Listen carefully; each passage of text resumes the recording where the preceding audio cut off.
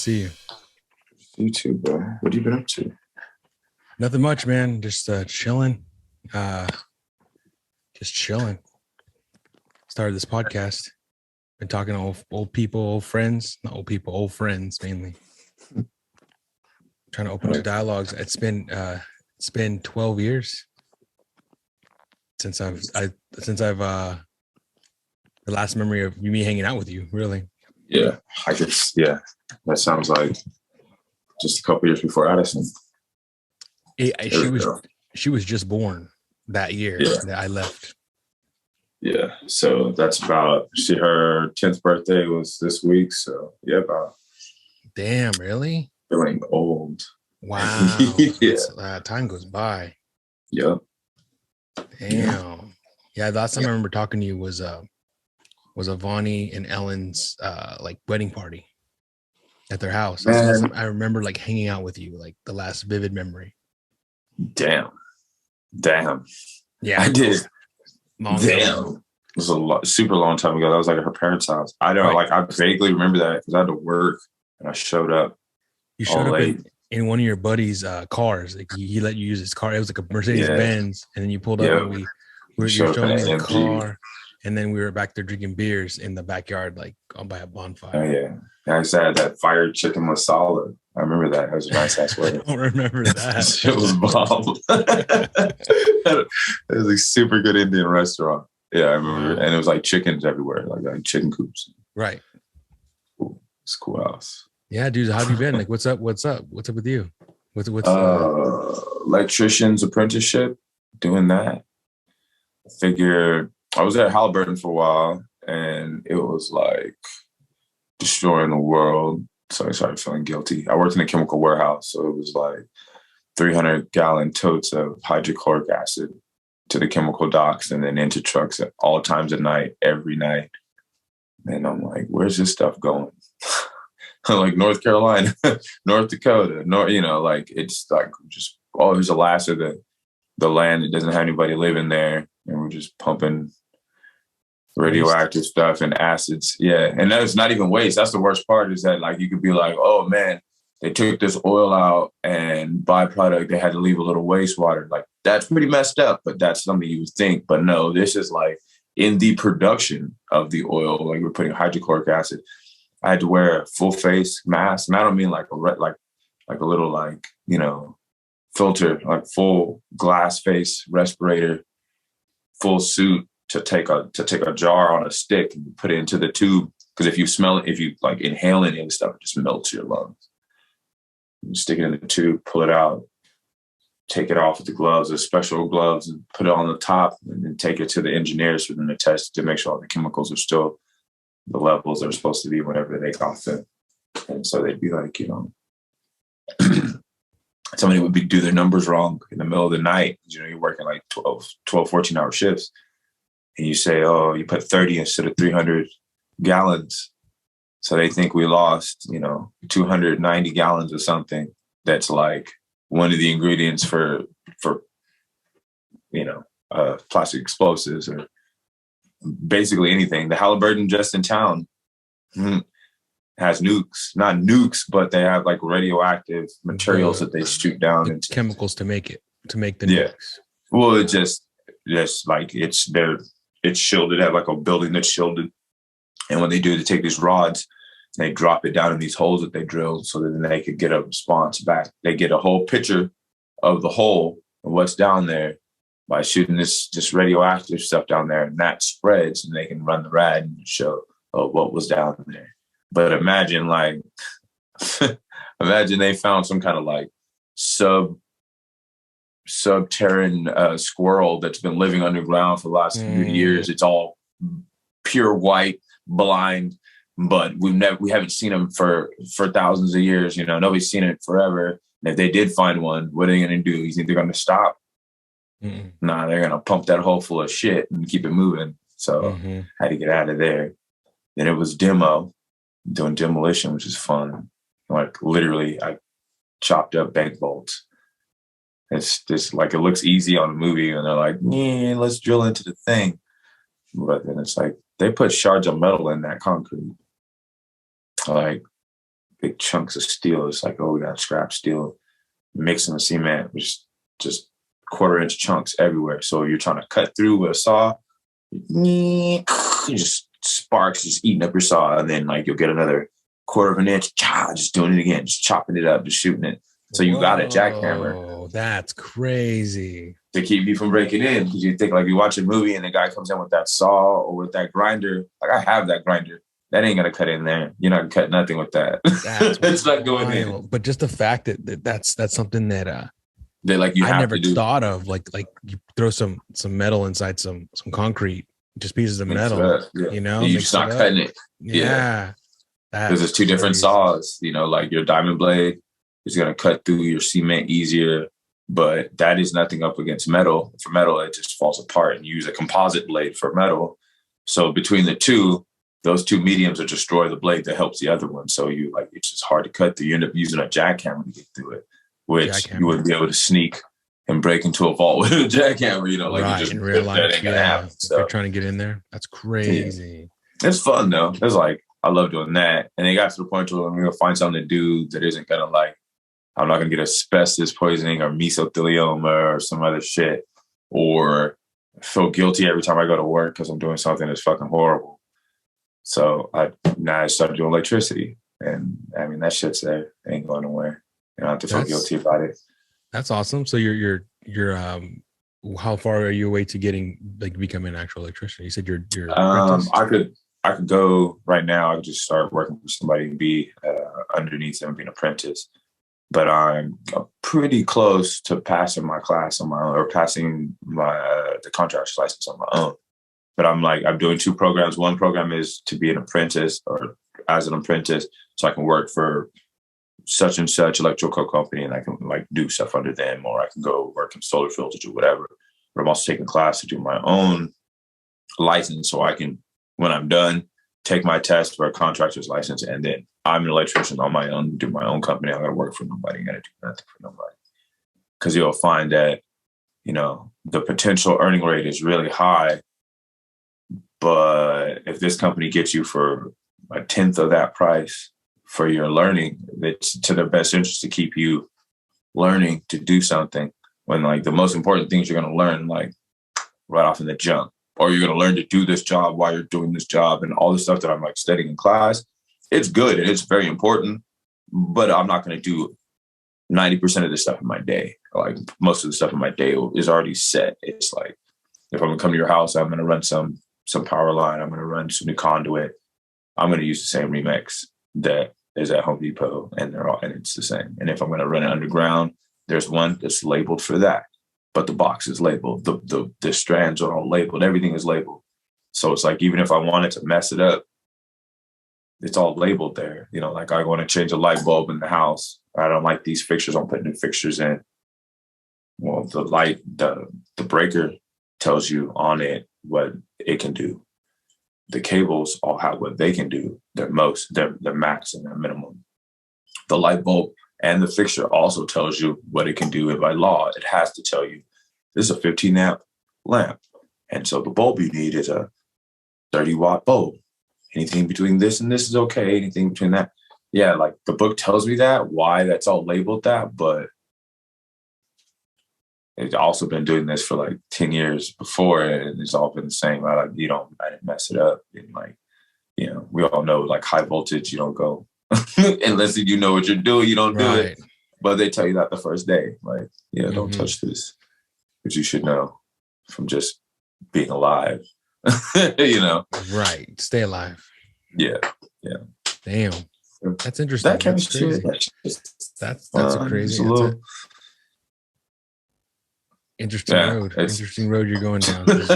My dad always told me, my dad does construction. He does gas stations. They dig them up, they tear them apart. He does that every day. And they go down, and if there's they have to check the gas lines every 5 years and make sure the gas isn't eating through the lines and gas isn't coming out and getting into no vapors. Yeah. Right. So that's what they do. And if there is damage, then they have to go down and redo all the pipes and all that shit. And that's what he does. And he always told me all his life, he's like, man, I should have gotten electricity. You shouldn't have gotten that's what I kept seeing. You go to job sites and I'd be like, oh, there comes the framers Like, well, these guys got some nice stuff. Here comes the drywall guys. Oh, okay. And then you look at the electricians. These motherfuckers came in there clean. Boots is still clean. They leave the job clean. Like, oh, who makes the most? Those guys. I'm like, let me fuck with those guys. Like if you're going to do demo, right? Every day demo, you're cutting the wires. You're still gonna cut wires. Like you can turn off the breakers, but if you got a guy in the bathroom who's cutting tile, you got to keep the breaker on. So if I'm dropping ceiling lights, like when you walk into a normal business, like the average business or office, they're gonna have T-bar, and it looks like little plastic, like cross sections. It's like a big old tic-tac-toe on the roof, and then there's like little squares in between. And the squares are just like some kind of foam. And that's what like most ceilings in office buildings are made out of. We call it T-bar. And there's like the lighting panels are like the little square box lights. And then there's like those and fire, what do you call it? Fire detectors or whatnot. And then sprinklers. So between the sprinklers, speakers, lights, and ceiling tile is what you'll have on most ceilings in most offices or most like commercial businesses anywhere. So when you get up there, say, oh, you just want to take the ceiling off, you have to redo the roof in here or redo the ceiling in this room. I'm going to come through. I'm going to go pop up where all the power is. I'm going to cut the power 1 cord at a time. So cut all the reds, pop, pop, pop, pop, pop, drop it, boom. All the power is cut, and I'll come through and I'll cut all the wires. The T-bar is held up by like a little wire that goes up to the middle. So cut all the wires, boom, boom, boom, boom, boom. Smart to start on one side of the room, and the whole crew just go through. Bye, just drop everything. And so by the time you get to all the electrical, you're not worried that you're going to spark something's going to catch, you're going to get tased. It's already cut for you. So you go through, cut all the electrical, then come through and drop all the stuff. Good guy at work, you're going to go through your whole job and never get hurt. So you do that 100 times in a row, boom, no problems, right? That's not. That's not the day. Even on a good day, even a dude just like you do what you're supposed to. You cut the wire, boop, it's good. You go to cut the second wire. Somehow it's still touched. Damn. And it's nop, nop. It sounds like a Jay-Z song starting up, and it's lit. Like, those are getting turned up. Oh, so wow. That's and it got to the point where like my wife was like, I got scars in my hands from like grinders, just chopping into my hand, and then being like, oh shit. She's like, you good? Yeah. And it just got to like, how long can you do that? How long can you do this? How long can you do this? And I feel like all the things that I'm like interested in, like say the music stuff. Okay, so I started learning about capacitor. I started learning about everything with electricity, about like how the circuit boards put together, everything. So it's like more fun thinking about like, oh, my keyboard messed up. Well, I can take this apart real quick and change out a capacitor. And like, oh, instead of buying another $300 keyboard, I literally just switched the capacitor off of an old piece of crap fan, and boom, it's a go. And like, I would have never thought I could do that. But it was like, well, it's really easy. Like, turns out really easy. Electric bikes. I mean, look at gas prices right now. Boy, somebody with electric bike hookup could be winning right now. Super easy. Oh, shit. Hey, yeah, that's a good idea. 50 miles an hour for under $2,000. What do you mean? No license, no registration. Like, okay, where you going to go that's further than 50 miles away that you can't get there, and you're going to kick it for a while anyways, right? So you got to go to work. Okay, you get to work, plug it in. Regular plug, just plug that mug in. You're good, you're straight. Take it back, you're going home, you're good. Anywhere you're going in town, you're sorted. I mean, you'd have to be in a big ass city to not be able to ride one of these. Worst case scenario, you chop it all the way down to like, you just need to go 20 miles an hour. It's faster than you're going to ride a regular bike, unless you're just like, I don't know, Flex Armstrong. I don't know. I can't.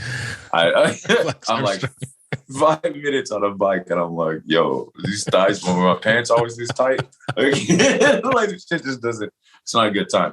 Wow. But when I think about like looking like I ride bikes, like, oh, look at that guy, he's going so fast. But I'm wearing regular clothes, I'm not sweating. And that's the life I want to. That's portray. Interesting. And that electric bike. That's interesting. It's a win right now. Like, skateboards are too dangerous. Honestly, like I ride skateboards, like real skateboards. And it's like there's a way you learn to deal with inertia. But you're like full torque and instantly, and it's like, yeah, like you're like, it's just not there. And like the more smart you make the board and like intuitive, you take away from what like these are the things that we learned how to like on a skateboard. Like as you get older, you stop falling and just breaking your arms. Break your arms when you're a kid. Yes, you do get messed up from doing tricks, but we learn how to fall.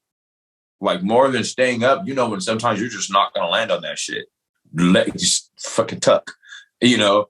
But like on these things, bro, you're not diving off that. It's going 35. You're going 35. You're just praying like, please stop. Like, hope the batteries in the remote don't go out before the batteries on the fucking. I hope I don't die right now. Like this shit won't stop. Like I've been on the homie was like, hey, you trying to ride? I hopped on this shit. He's like, I'm in a group with a bunch of dads and like, would you be interested? I was like, I don't know, man. I hopped on that shit, bro. Nah, not even. I swear I didn't stay on it for more than 30 seconds. I was like, what the fuck?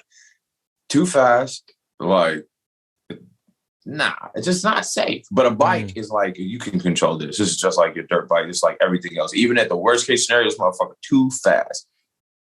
You're still not faster than a dirt bike or, you know. I mean, you can get up there. You can get it to like 75. You can get, for under $5,000, you can go 75.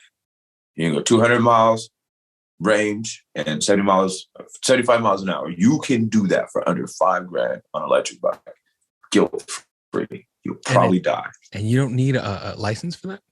No. Oh, no. Wow. Because there is no law.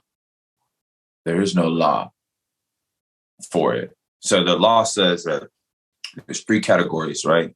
So you're 1, 2, and 3. 1, 2, and 3 means that you're moped. 1 goes up to 15, 2 goes up to 25, and 3 goes to 35. Those are the legal speeds, right? Can I pull you over on your bike? For what? For speeding? Hey, I used to get pulled over on a bike all the fucking time. No, you can't. You can't for drinking and for a lot of some stuff. Fucking reason. They'd find some for some bullshit, yeah, reason. But never for no legit. Back in the day, back in those days. Here's the other thing. Bike. So I'm on a bicycle, right? And you try to pull me over. And bitch, I can go 75 miles an hour. You ain't catching me. Oh, shit. You're just like, first off, you're going to be like, is that a bike? Why is he going so fast? And then you'll be like, the fuck just happened? Like, it's just disappeared. Like, I just turn the lights off. Like, I literally just go into a neighborhood and just turn the lights off. And you're just like, where did he go? It's less than like 40 you have it pounds. all planned out. Pounds. You have it all planned out. All planned out. If this electrician shit doesn't work out, it's a life of fucking electric bike crime. I'm out here just off the back of a Tesla, jumping off the roof, smashing down the street, committing crimes. That's wild, back on bro. and off. Yes, and on to the next. Is that pickle juice? It's not. It can't be. It's beer. It's beer. Like, just so casually just drink a jar of pickle juice. It's one of those fucking sour. No, it's one of those. I got it from like a pizza place out here. It's like during quarantine, it was like they deliver beers, with that. Mason jars. They deliver beers, and I delivered beer to me in mason jars. That's fire. I like that. Yeah, man. Fuck, dude. It was quarantine was crazy. But do you remember the first time we met? Yeah, I think so. Do you really? It was a day. It was like a couple of days before Halloween. And really? Yeah, Ellen had, okay, so Ellen, Vonnie's wife, or ex-wife, whatever, they were dating at the time, and Vicky was like her best friend. My wife now was her best friend. So they were like, hey, if Vonnie's about to go play with this band, I'm going to drop him off, and then we're going to go get drinks. So I said, oh, he plays in a band. Like, what kind of band is it? She was like, oh, I don't know, whatever. Fuck, you want to go watch? I said, fuck yeah, that's my shit, right? So that day, like a couple of days before, I want to say that was maybe a Thursday, we did the show on, like, I don't know, say Friday or Saturday, some shit like that. Oh, wow. So I show up with the girls at Avani, and y'all niggas is doing y'all thing. You know, it's fire. Did the Raid song, and I was like, yo, like, I know that shit. Let me get on. You know, the whole time I'm sitting here like, ooh. Yeah. You know, so. We were all dressed up. It was like a Halloween. We were all dressed for the up Halloween in show. That's because the practice was at Chris's dad's house, Cup's dad's house, and then okay, so I'm expecting like a regular garage band, like, you know, a garage band, like niggas with like shitty ass guitars and shit. Again, it's supposed like Gibsons and fucking Marshall half stacks and like what the fuck, bro? Like You know, like I go to Cal State for music, and like in our music rooms, our band rooms, like don't have equipment like this shit. Like the state's paying for us, they buy whatever the fuck, and they still like, nah, we'll get in trouble if we buy this shit.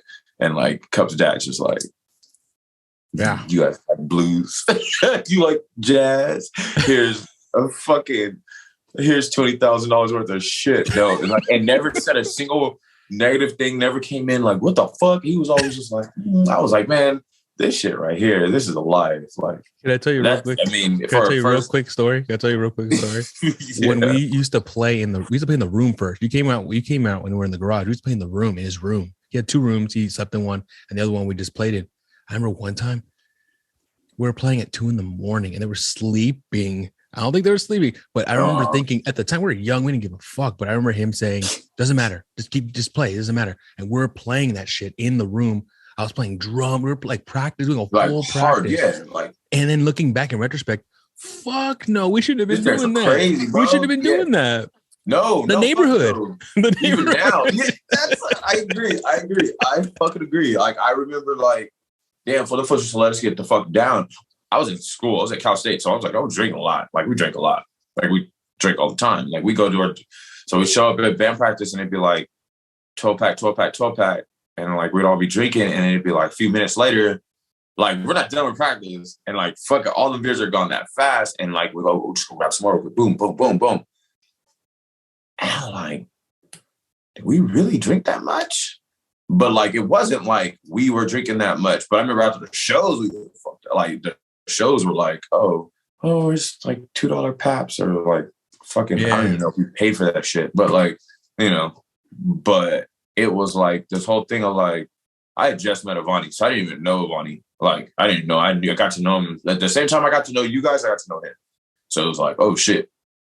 And then it was like, as we got a little older, you know, like everybody's like I spent like birthdays with Cup. Like we went to like Vegas. Like it was supposed to be me, Avani, and Ellen and all them. And somehow like, it ends up being just like me, Vicky, and Cup. And it was like fucking lit.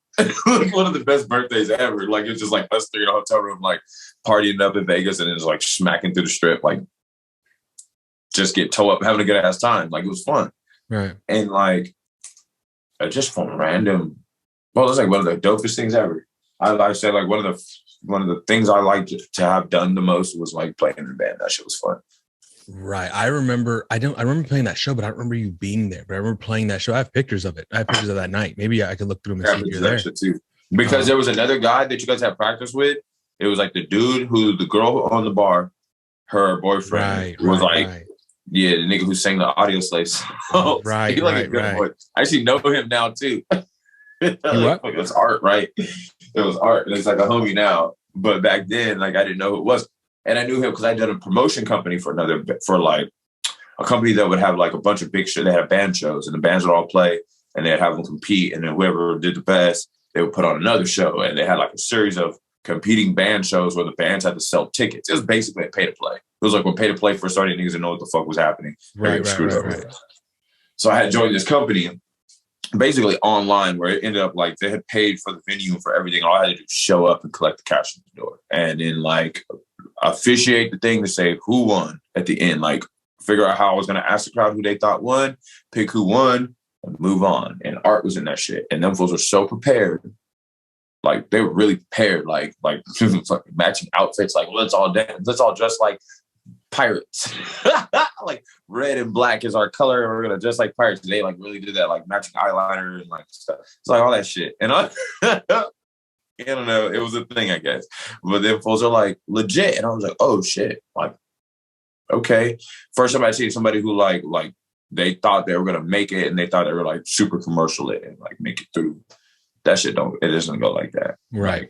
No. But like obviously that's just not even like close to how that shit goes. But you know, like super talented people, they just didn't. I don't know. I think they were like doing a thing that was somebody else. Like maybe like make a song, but it's like a band that's already there. Kind of thing. The Element Lounge. Yeah, that was fucking fun. Yeah, I remember that night. But I don't remember that meeting you then. The first time I remember meeting you was when I think we were jamming it in the garage one day, and then someone had said, "You're coming over." I'm like, "Okay, cool." Like I think I'd seen you, or I met you, but I don't remember fully understanding who you were until you walked in the room, and we were playing. When you walked in the room, you started to like dance, and you just walked up to the microphone. It was all that we're all playing, and you just walked up to the microphone, and you started doing something. And I remember like, first I was like, "What the fuck?" And then it was like instant. It was like lightning. You just all of a sudden fit in, and we were just all doing something together. And I don't remember what specifically. I remember that. I remember it was just like you came in and you owned the room, and it was this whole fucking like the yelling. Remember the yelling? I'm sure you remember the yelling. Fun. I remember that shit. That I still have it. I'm gonna. Well, all those songs came up like boom, boom, boom, boom, boom. And the like, yelling, I remember thinking that is a fucking really creative song. Like the way you just wrote the lyrics and what it meant, and you're talking about arguing with your girl, like it was this complex story, or not really, maybe not complex to you. I don't know how you pick. Yeah, I know exactly what you mean. But it was, and then like the Chris what they were doing on the guitar, and that was one song we got on record. Like we have it, you can hear it. But there's other songs that we don't like. Remember this one we used to play. I don't even know if there's a name to it. I remember we played it, and I remember Chris went to that other band, whatever the band was called, 90 Tall, Dark, and 90. I don't know what they were called back then. Oh yeah. But the ones that were like, I know exactly they played it. They Chris played that. Remember, and I remember we were all watching them play the song. I didn't know they were playing it. You didn't know they were playing, and you said to us, "That's our song." And I remember going, "Yeah, it is," but yeah, and yeah. The way they played it was, I don't remember that song, the one, but they did it. That's cool, whatever. But what we did to it, like what you put, I forgot what you rapped over it or what you sang over, and then what it turned into. But the vibe we had was 10 times better than what they did. But I don't even know the name of that. I feel like because every single song, like if I could have been say like I produce music and I like make my own shit, but like any of those songs, like that shit, none of that shit would have been anything if it was like any one of us wouldn't have been there. None of it would have been like that. Like the way that like Avani and Chris could switch back and forth. Right. Like I could play guitar. I never played guitar with y'all because like these motherfuckers had that shit. Like we didn't need three. We could have had 3 guitars full going the whole time. We didn't need that shit. Right. Like if you would have been a different kind of drummer, shit would have came out. Like that's like, and I played with other people, like other groups, other people, and it's like it should just sound the same. Not just because of like it was because of you guys. But we're at the perfect place where like we're all accepting each other. Like, oh, this is your music. You like that shit? Boom. We're all in the same phase of it too. Like we grew up with the same music. We're all like, it was a good vibe. Like, boom, that's perfect. Cause like you're like, oh, we'll do this. Like Astro Boy or any of this like those songs. It just was like you used to sing that song. Like you used to sing that song, right? Huh? Did you used to sing that song? Astro Boy? Yeah. Yeah, we did Astro Boy. We did. Because Chris used to sing it. Chris used to sing it. And remember, you used to sing it. I wrote Astro Boy. I have my book still. All the ones that I wrote. Okay. Like, all the ones that I got put lyrics, I have the book.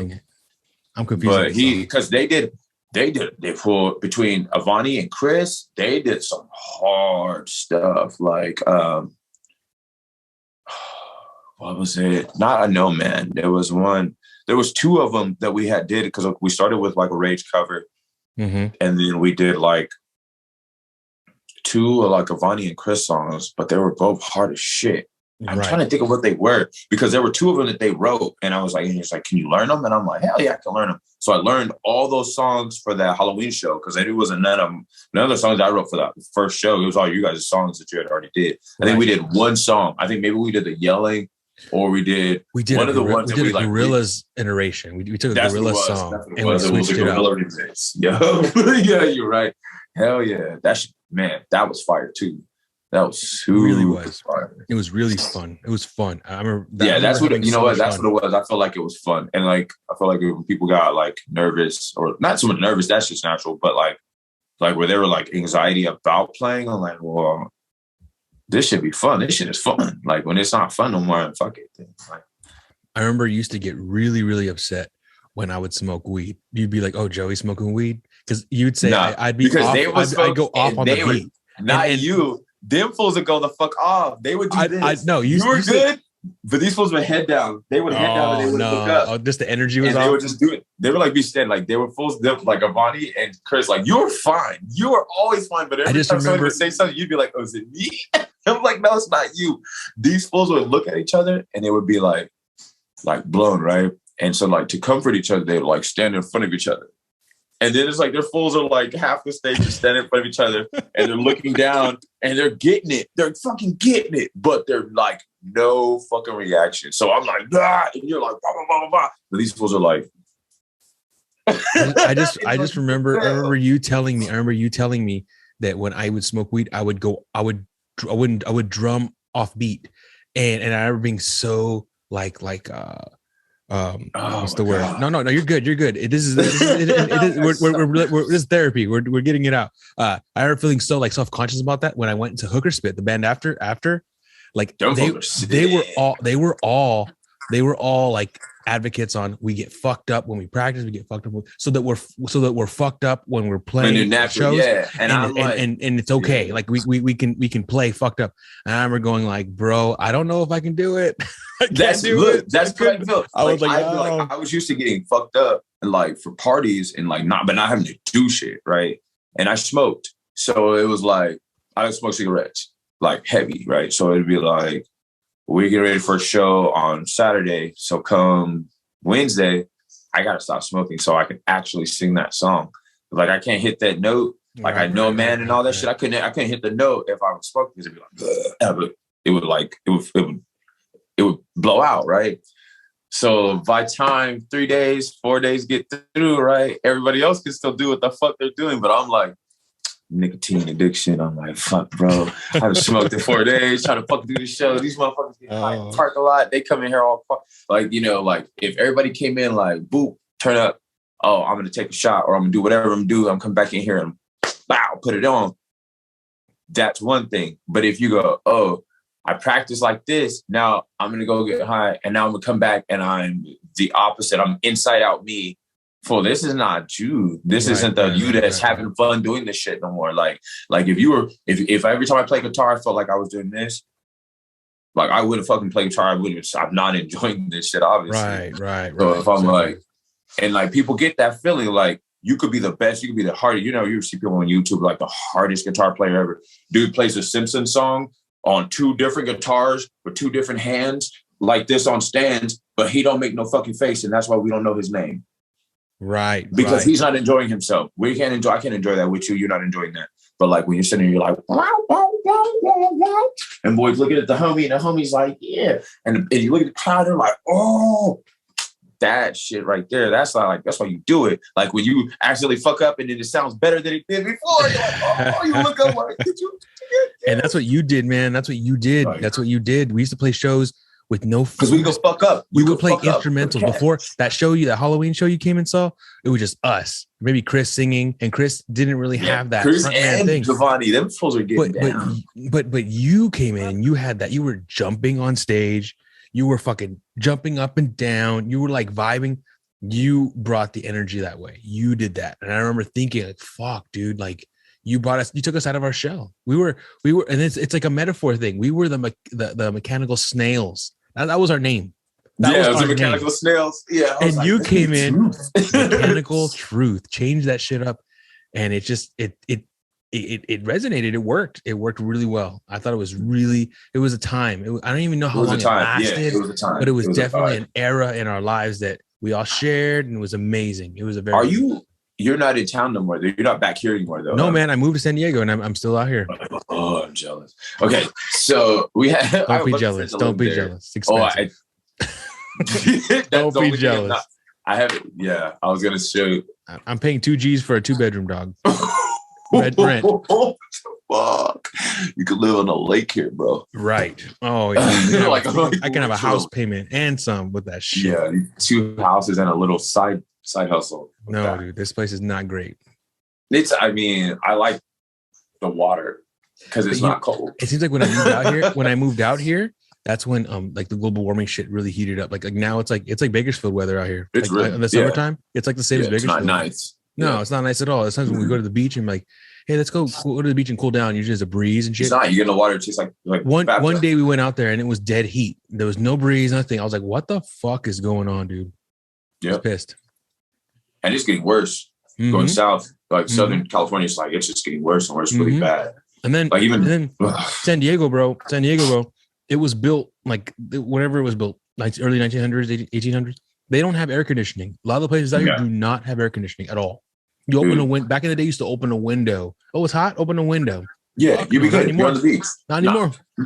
People were dying in Spain when we were the last time we went to Ireland, and well, I'm saying the first time I went to Ireland, I went with my wife, and then she was my girlfriend, but we went to I remember her father.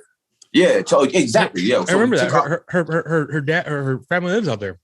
Yeah. So her dad's actually in town today. So we go to Spain, and I'm like, it's flipping hot, like it's like a damn near desert. It's like arid, but there's water everywhere, and they were like, there's no air conditioning. So I was like, damn, you can make a racket, like bringing in air conditioners. Like, what the fuck? And that's what's happening out here. That's what's happening out here. People are making a killing out here. Get it to where you need it. People are making a killing out here working HVAC. Working air conditioning. People are making a killing out here because they never had it. No one has it. Yeah. So anyways, that's just crazy that San Diego is not equipped that way, but it is what it is. And I'm living here and I'm having to deal with it. Sorry, I got a wife and I got a kid now. I got another one on the way. How old? And two. I have a 2-year-old Congratulations. boy, and I have another one coming. We don't know what it is yet. Thank you. But that's something that I'm here now. So I'm here. Yeah. Solid. You're not going nowhere now. I am out here. Yeah. Right. So fuck. We like going out to visit. I used to like the zoos when I was a kid, but like, that stuff got depressing as an adult too. Like we go to zoos with Addie and stuff, but it's always like you're saying, like you do you think about the like them being in captive like that? Yeah, I think, and just like you just like the same thought that's like, oh, this is beautiful. It's like this fucked up. Like it like hurts, so, like it's fucked up. A couple of years ago, there was this documentary that came out on Netflix about the that blackfish at SeaWorld. Oh yeah, I watched that with the killer whale, the orcas. Right, but my thing was everyone was up in arms about it, and out here, people were protesting SeaWorld, and SeaWorld got shut down for a while because no one wanted to go to SeaWorld. Nobody wanted to fuck with them because they lied. They told us that they only got those animals for rescues. But my thing is this, dog. They bought them. What about San Diego Zoo? What about all the zoos in the world? I agree. It's all right. Did you know that the New York Zoo in the 1900s, like in 1930 something, had an African American in there? What? Yeah. In the 1900s. We're not talking about like before New York, like the New York Zoo. What was the point of that? What was the point of that? They had him. They filed his teeth, bro, down to points, and showed him as I guess they called him a pygmy or something. But this is like so recent that it's less than 100 years ago this was happening, and it's people are like, that's fucked up. Oh my god, the animals, like if they had people in the zoo, the circus, dog, the freak shows like that. Not even that. I mean the actual New York Zoo. No. This is that's fucked up. Like what the fuck? There's a human. Okay, so then we can't imagine, like, you remember going to LA Zoo and there's like camels and the humps all sideways. And they're like, oh, that's just because of that. And then you come to find out that's because they're not being taken care of. All the monkeys' hair's all coming out. And you're like, like they tell you that because you only know LA Zoo. So you think, oh, well, that's just because of this and that. And then you find out, like, well, in Japan, all those monkeys look good. We go to FOTA, the tigers look fine. We like, oh, you can take care of those better. Like, this is not a good thing. Yes, I don't, it's already, this lion is already in captivity. But, if it's $1 billion, if we sit there and just do the math, like, oh man, we paid $100 each to get in here. There's at least 10,000 people in here or 2,000 people in here. Yeah. Oh, yeah. How much does it cost to like do the right thing? But it's like, okay, there's a board and each one of these guys get paid. There's chair members. These guys get paid more than zookeepers. Why? What does that guy do? Fucking nothing. That's a problem. Like people, like we have all these things that are like supposed to show us what the world is, and we like it's a bad thing. It's not a good thing. Like these aquariums where it's like right. But that blackfish thing made me think of, okay, yeah, SeaWorld, but what about the rest of them? Like they're all protest them all, not just that one. See, because SeaWorld was getting or better ones, better. Because like you say, this whole Joe Exotic thing, right? You go like, where? How did this fool keep? How did these fools? Oh, it's like this whole network of people with all these animals. He would shoot them. They're just like, oh wait, I'm not gonna make no money on this one, so and then just smoke them. Or like, oh, this guy wants to hunt a cheetah. We're gonna take this cheetah to this land and let the cheetah go. And so this fool can hunt it. He paid for the cheetah, so. And it's like, well, that's evil. Like, yeah, like don't free Joe Exotic. Like, get that fool a chair. Get some spiky balls or something. Like, handle that fool. Like, don't let him go. Like Michael Vick served his time. Don't let that fool go. They all deserve to get what they get, and you should get more time for that. You get more time if you left the dog alive than if you killed it. Really? Like that's like how messed up the rules are for like what's wrong in the world. Like, is that a fact? That's crazy. Yeah, you get more time. If you just killed the dog, you never saw he killed his dog. They say, oh, okay, you might get a fine. But like if you just didn't feed it for 3 days and then the neighbors complain, you get a fine, and you feed it again for a few more days and do it again. Like this evil, like, oh well, it's his dog. Like. They're only that because we've domesticated them, and then we treat them like. How do you know that the dog isn't as smart as you just because it can't communicate? Right. The way you communicate. Not that some like advocated for like killing people for dogs or something, but no, it's like it's all this. It turns into like a debate thing where it's where do you stand on it? Yeah, it's like we have all this power, we have all this strength, and all this like knowledge and all this like capability. It's like, they say the same thing about like civilizations of how do you treat the weakest person in your civilization? It's how your civilization is. And then that's most of these great civilizations that we call great. This is how they fall. This is how they fail. This is our, your Romans, you can go through, you could pick any one of the ones around the world for any amount of time, and this is how they fall. You look at America. Post World War II, America's banging. We're winning everything, smacking the shit out of everybody. What sport are you playing? Fuck you, we're winning it. Okay. You wait a few more years after that, we get a little complacent. We start forgetting why we were great. What did you do that was so great? Your dad did that? Your grandpa did that? You're so proud of what? You were born. Being born, you're proud of that? It's something to be proud of. People like gave a fuck. Like being born is something to be proud of. You could have been anything. It just happened. You got lucky. You're lucky you can talk. You're lucky you can breathe. And like people use it, in the worst ways. You could live your whole life and never have a dog. Never have a dog, never have a cat, never have a pet. None the wiser. You're good. Live your whole life. You're perfectly fine. But the day you choose, we're going out of town and we kind of like, we're just going to leave some food. And yeah, you could do that. You could do that.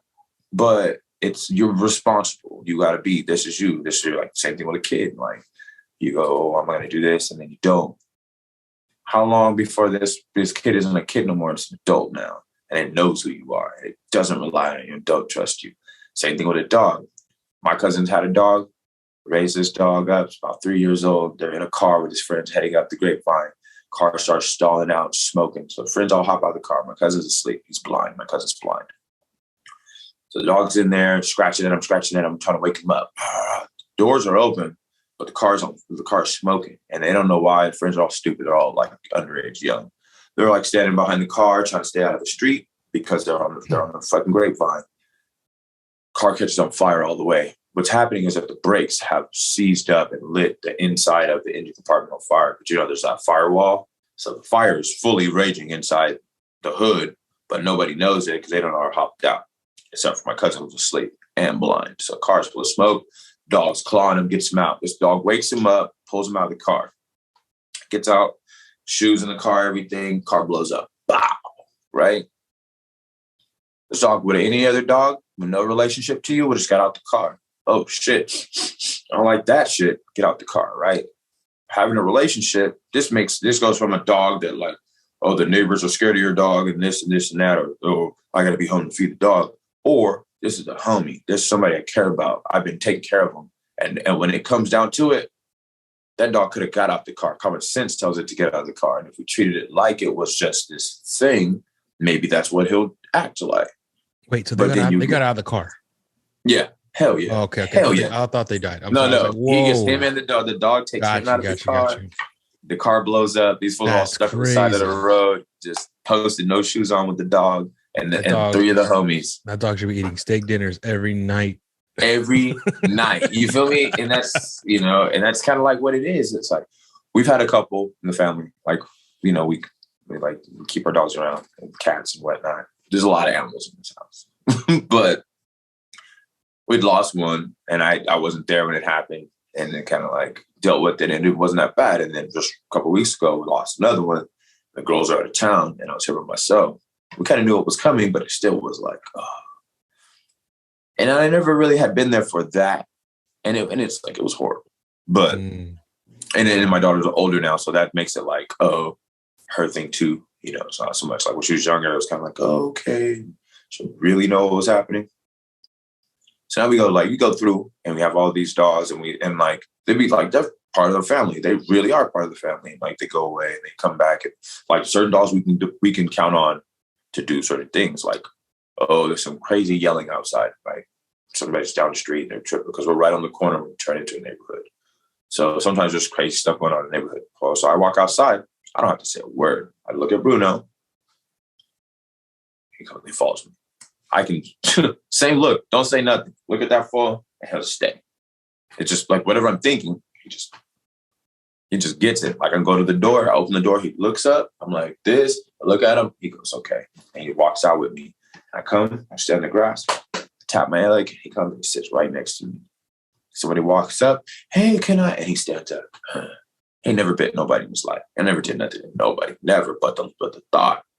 And like when you see him react to me and like that, boom, he'll do that. He'll do that for Addie. He'll do that for my wife. He'll do that like boom. But he would never touch nobody. Never killed nothing in his life. But another like she's a rescue, a German pointer. That motherfucker, she'll drag you down the street, kill a squirrel, kill a possum, anything that'll end up in the yard, lizards, whatever, she'll kill it. But you come up to pet her, she's like, oh, she's dodging you. Like, she'll come up to me, but if you were like just a random person, she'd try to stay away from you. You would think, oh, this is a shy dog. Just kill her. Straight up kill her. I feel like if I ever like fall asleep, died in my sleep or something, and nobody was around, she'd definitely be the one that was like eating me, because she's not. Like she's like, I love you so much. Just like just fucking gnawing at my legs, like she's just the one. Oh my Bruno would probably just lay there and cry and be like, oh Bryan, but man. And then I just know the other children, she'll just be like, he smells delicious. Oh that's hilarious. Yeah, that's but she's savage. She's a killer. Yeah, she's a killer. We all know. Yeah. Everybody knows that like if we were all running and somebody tripped, like she's like Lucy might get you. But yeah, dogs, cats. I don't understand the fish thing. I don't get it. No fish. I don't get it. I'm like hydroponics. I'm down, but like a goldfish, bro. Every time, like my wife's a teacher, so every once in a while, her friends are different teachers. They need somebody to watch their class pets, right? And every time it's a fish. I'm oh wow! It never happens the way you think it is. Like if you do anything with a goldfish, it's gonna die. You put it in the bag, take it out of the bag. It's always a goldfish. Always, and they're like, "Oh, I'm just gonna tell her the fish died." I'm like, "Why don't you just get another fish?" Like, who's gonna fucking? That's not him. That's not him. I know flounder anywhere. Like niggas, that's him. Trust me, it's him. Like. Yeah, it was why he had some depression while he was gone. He ate a little, like he's been good. Through some shit, man. It's like we worked through some shit. He all right. We did not replace him. We definitely did not replace him. I'd know Ferdinand anywhere. Like, yep. Which one is Ferdinand? Like I'm not even sure which one is floating right now. But, Jesus Christ, that's crazy. That's funny. That's funny as fuck. So you don't fuck with fish? Mm-mm. I love fishing though. Like I go fishing. I don't really care if I don't catch anything though. You Do you fit? Are you good at it though? Do you catch it? Nah, I'm not good at it. I do it all the time though. Since Corona, I've been like avid, like fucking avid. I had a boat. It's not a real boat. It's like a inflatable kayak, but okay. Shit works. You know, get you on the water. I saw recently that you've been getting into golfing. How's that going for you? So I've been golfing for a long time. I kind of stopped. And my neighbor was like, hey, got these golf clubs. Got a bad bag. And I was like, okay. So then we had like one of the homies opened up a taco truck, and it's at the driving range. So I was like, yo, I play golf. Let's go. Took the family out there. Turns out they enjoyed it too. The tacos are fire. So that's what it is. The homie is like, his family usually does. They have like pretty nice like family parties and everything. And his parents will own the taco truck. Like they'd be your taco people for a party. So they always show up. Food's always fire. Always, always, always fire. So he's like, we're going to try to open up a shrimp taco truck. Like it's going to be harder than most, but they can get the price, fire. So then we started doing that. And I mean, say a bucket of balls is maybe like $7 or so. That's cheap. So you get, I mean, think, okay. So the driving range, yeah, exactly. A bucket of balls, like between three of us, we could do 3 buckets, maybe. But say for 2 people, a bucket of balls is fine. You spend like $14 on the entertainment and you're straight. And you don't have to just smack them all out. You take the time. The alcohol, tall boys for like $2.50, $3. So God damn. And tacos, right? So then you can't lose. I miss your tacos are there. Bro. It's a good price, and it's the homies, so they're fire. Then a little activity, but it's lightweight and it's good for daytime or nighttime. But at night it's really nice and it's cool. Plus you can if it's a date situation, you can have a talk, you can talk and kick it. You can have as many people as you want. So but just like we've been trying to find little things that we can do where we can still enjoy ourselves and still have Addie have fun too. That's awesome. That's really cool. That's a really good idea. I think I'm going to take my wife out to do something like that. That's it. That's really fun. It's breweries have been fun. A lot of the breweries have like board games. I mean, like all over California, like board games, right? So we have a few here at home. We're lit now. We have like quite a few really good breweries. That's interesting. Yeah, breweries came up. That wasn't the thing. Right when you left. Yeah. Like that would have been our circuit because there's definitely right. Yeah, that would have been our thing. And like we're like friends with all of them too. So it's like, yeah. We have a band night yesterday. We did that shit last night. And it's like my cousin has a little house by South High. And he's got this room. And like it would be, I guess, a dining room, but it's like wood panel walls, a stupid old house. And the floor is all hardwood. So they got like all this band equipment. One of the homies is like, I got this electric drum set, you guys down. Brings in the first Roland drum set. So you're talking like original 808s, like in a set, but like fucking lit, right? He brings his amps, guitars. He brings a Moog, bro, with the fucking vocal change on it. So like, imagine you're playing piano, right? And you're like, dun dun dun dun, right? But instead of it making the like piano key sounds or like synthesizer sounds, I like the mics right here, and I'm like, oh no, you didn't. But it'll be like in the chorus, it'd be like, dun, dun, dun, dun. But like I can't even like whatever you would imagine, like it's like you can make that sound. So I can beatbox and play keys. So I can be like, right, and like literally that would have people going crazy. Like what the fuck is happening? Like, and then like with a drum, like. So like all this equipment that like most people you would never even buy, you'd be like, damn, for $400 for that shit. Like I'm good. Not on a keyboard because I don't play keyboard. Like it's a sick ass instrument to fuck with, but I would have never fucked with it on my own because I would have never paid for that shit. But this guy buys like weird stuff. So he like my cousin got a new roommate. So like all the equipment that we already have, like me and let's say my family, there's like 4 of us around the same age, and we all make music. So we're all like recording equipment, fucking guitars, bass, and all that shit. So like on like band night, it's like my wife calls it making the band. She's making fun of us and shit. But it's just like just a night to kick it and shit. Like that's fun. Sounds like a fun date night. Like some adult shit, Right. And like everybody can play. Like even if people suck, they're like, well, go ahead and play saxophone. Like there's everything. Like you want to play a fucking violin, there's a violin in the corner. It's like Just That's random fun. shit. That sounds like Ukuleles. you're giving me ideas. I'm gonna write them down. You gotta do that shit. It's fun. That's a weird thing about doing a podcast where we just like podcast the live of fucking just like band night, just live, but just too much explicit extras going on. Like, what is that on the table? Like, right, right. Nothing. But it's like because they're like we all record and we like actively like like track record and everything, but we were just like putting the iPhone in the middle of the room and just leaving it for like 4 hours while we all just play and just like random bullshit. And some of the sickest shit I've like heard is just like fools just fucking around like, hey, they just keep on going. It's like, what the fuck was that? The and iPhone like has very great recording quality. The iPhone is very great at recording stuff. I'm like super shocked. Have you done anything with those? Have you seen the AirPods? They do some stuff, bro. The Apple headphones, like they're like stupidly priced. They're like ridiculously high price, right? And I'd gotten them for my birthday, so when they gave them to me, and I was like, oh, let's see what this shit's about. Because I would have never. I love headphones, super audiophile, but I would never like. What you talk about? $170 for some fucking headphones for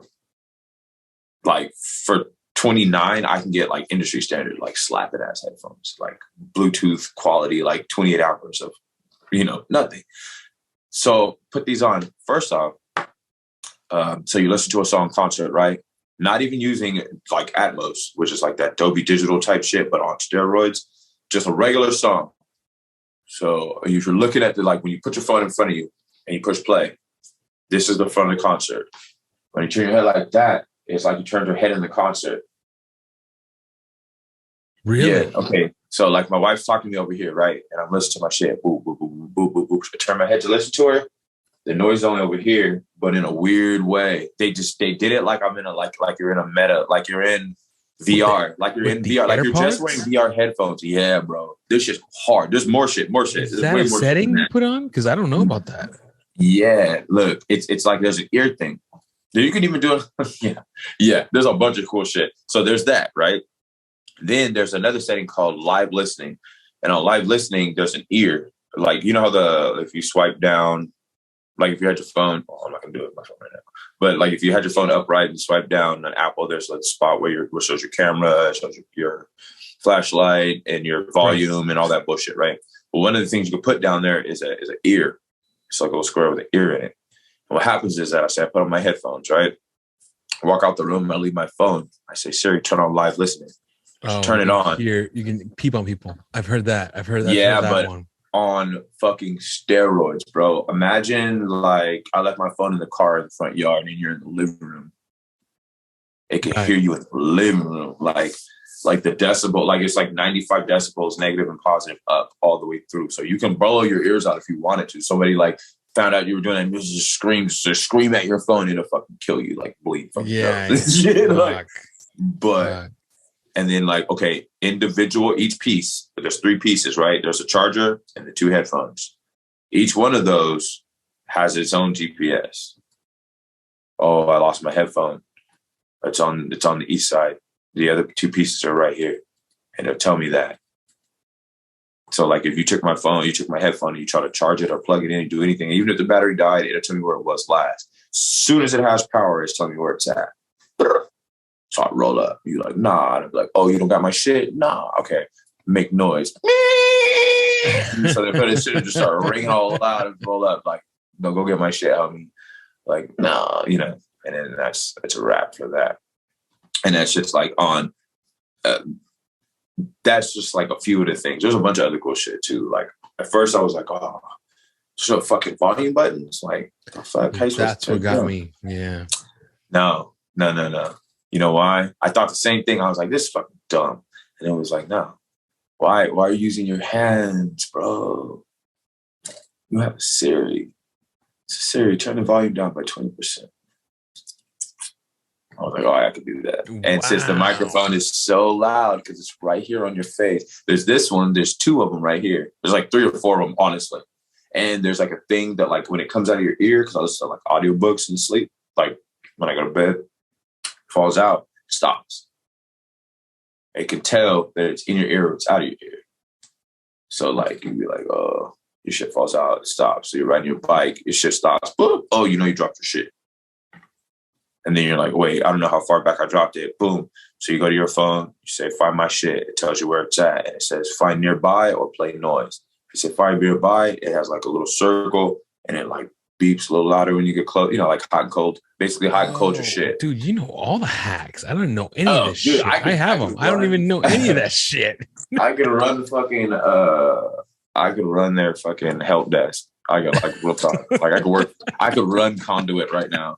Them fools, like my cousin and like all his friends, like half the fools that come to band night all work the conduit together, and I still know more shit about all That's this shit. fucking crazy. Them fools would be like, hey, fool be calling me from work at conduit, like, yo, how do you That's crazy. I didn't even know they had those features. That's fucking wild. Bro, you remember like when I brought my computer over, I brought like the old Mac clamshell over. I remember that. Like, imagine Holy like shit. before Macs were cool. Like I've been fucking with this shit for a long time. I remember that. I remember. Like, it was blue or green. Was fucking with that shit. Yeah, It was I had two of them. And there's a blue green one and a yellow one. Okay, it was a blue green one then. I remember that one. Fuck, bro, why'd you bring that over? To record, because I had Logic on there. Got you. Okay. Like it came with GarageBand, but like back then, anything you had on Apple, you could just swoop it. Like, is that what we recorded the yelling on? Yeah, that's what it was. Because I thought we recorded it through cassette tape. Nah, it was we did have a 4-track though. At some point, we did have a 4-track though, or some kind of 4-track recorder though. That shit was hard too. So we recorded, I'm super into that. Bro. We recorded the yelling with GarageBand or Logic Pro. I'm gonna say GarageBand because Logic Pro wasn't even that yet. It was Logic. Okay. It was Logic Pro, but I didn't have Logic Pro yet. I had GarageBand at the time because it was like I didn't know that there was another thing. That's GarageBand crazy. came with it, but it's the same company as Logic. Because I use GarageBand to modify the audio levels for the podcast. Oh yeah, quality. Yeah, so it's so easy to do, and it's really the same complex. As Logic. It's literally the exact same program. They just tone it down a bit now. But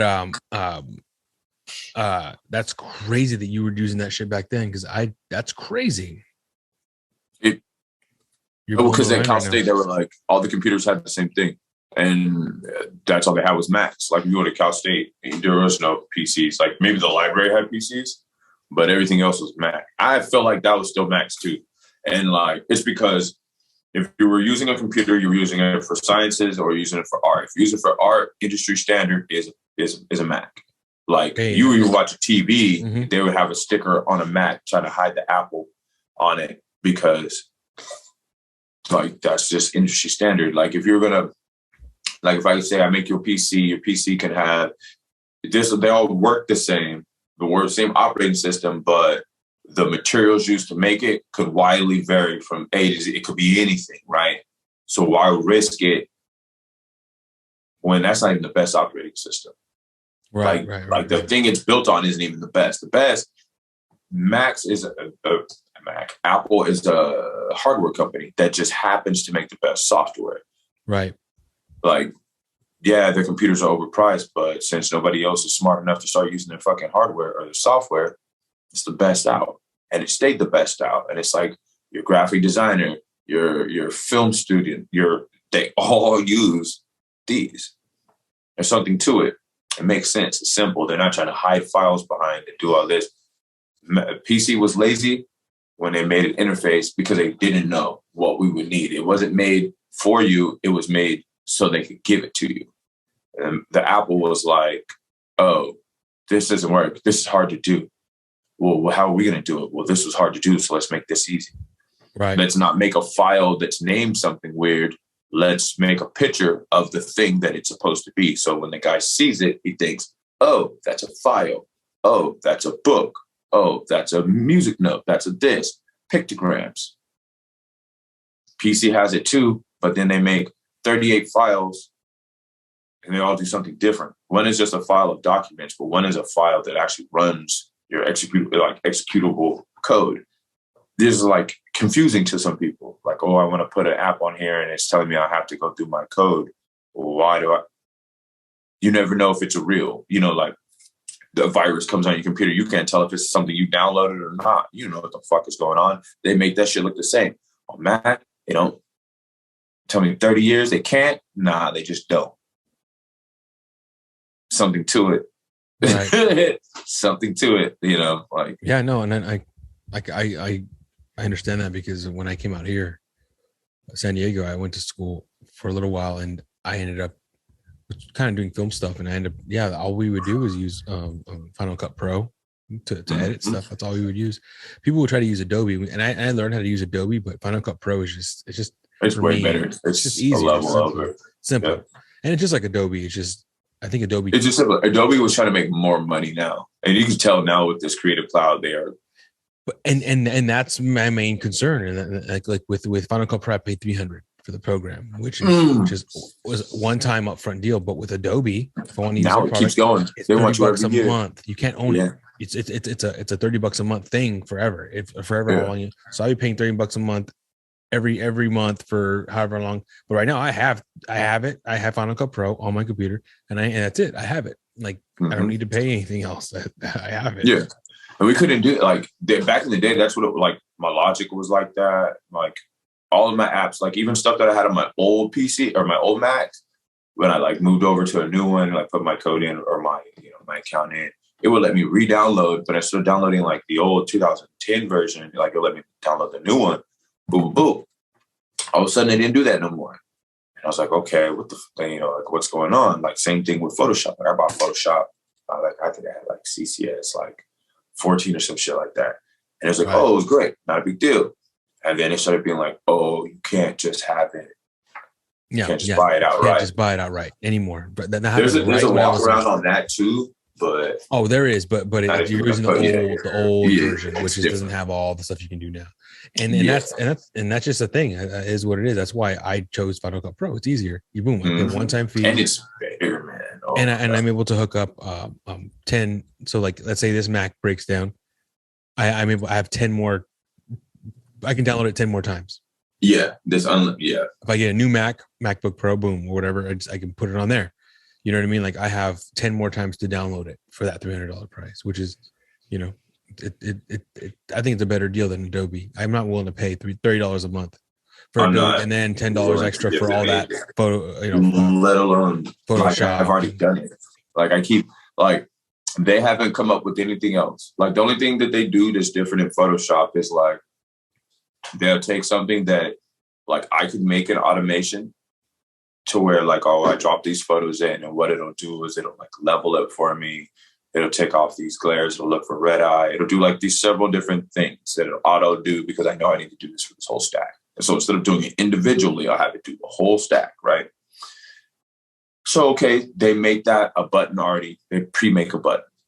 That doesn't help me. You didn't do nothing for me. You're going to charge me an extra $300 to buy this again when instead of just supporting the version that's nothing has changed. Like, like you already know you know what I mean already. Just like they don't change. There's nothing different about the brushes, how the brushes work. I can still make my own brushes. So you haven't given me anything, but they want to charge you for the that's without incriminating myself. This whole piracy thing is like getting to the point where like they're not gonna be able to stop none of this shit. Like, hopefully one day we'll see. It's already there. Like music, it's hard to imagine how you could be like successful in the music industry right now. Like if YouTube and all these TikTok or whoever says like, oh yeah, we'll give you some change for your music being on these services and for streams, but they like there's nothing compared to nothing, right? And it's like they're not getting paid because I'm not paying for nothing. I haven't bought no music. I mean, I use Apple streaming or whatever, but I'm not buying no albums. They can't be getting as much music as I listen to. They can't be getting their money's worth. I'm definitely getting mine, so like they're not getting. Oh yeah. I could see that happening. Hey, I remember. Can I tell you another story I remember of you? I remember one time, no one knew except for me and you. We were in the jam room and we were practicing. And you were talking, I don't know why you brought this up, but you were bringing up Kanye's Get 'Em High. I love that song. I used to love it. That's my favorite me song. Too. And I remember you brought that, you were asking, I don't know if you're asking the room or you're asking me specifically, but I remember you were like, that Get 'Em High, Kanye's Get 'Em High. And I was like, yes. And everyone else was like, no. And I remember you're like, I want to do a song like that. And I'm like, okay. And I remember like we were trying. I don't know if we ever did anything from it, but I remember thinking like that was crazy that me and you knew that, but no one else in the They room didn't know. Yeah, that was knew weird. Kanye's Get 'Em High. Popping at the time. Yeah, Yeah. Oh, I love Kanye back then, but I love him even more now. I mean, I grown to love him even more. I don't know what's going on now. You know what I mean? Like did you watch the doc? The doc was amazing. That shit was so good. It was better than like, I don't want to say like, if it wasn't him, just keep on being himself. If he wasn't fucking up the way he's fucking up right now, that would have saved him. Like showing him the way, like he wouldn't show you that version of himself because he couldn't.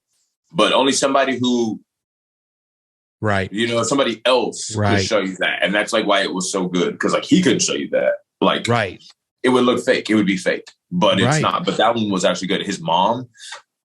I could see what would make you lose if you lost somebody who supported somebody like that. I could see how you lose. And the part where she told him about the giant doesn't see himself in the mirror. Oh my God. I was like, bro, that's what we that's his life. That's his life story. Was sitting there and we were like, me too. My wife, she watched it with me and she doesn't know Kanye like I do. I was like, she pumped the air up to like get his balloon up, you know, get it up high. And then she would like pull it just to let it dodge like the lightning, you know, just enough to like not pull him out of the sky, just like keep him to where he like, yeah, you know where the ground's at, you good though. My God. And be like, now without that, you know, like you're just flying, you're just fucking gone. There's nobody that like, you could see how it could happen. Like, you know, like how you could be good and you could be like difficult. Like, okay, say Kanye has never been like a perfectly leveled person, right? But somebody like that could make somebody who's not even balanced a great something, right? Like with the right support, any kid could be somebody, even with Kanye's shortcomings, could be anything, right? And you also see what happens when you lose that. She probably spent the whole last bit trying to get him prepared for like if this happens.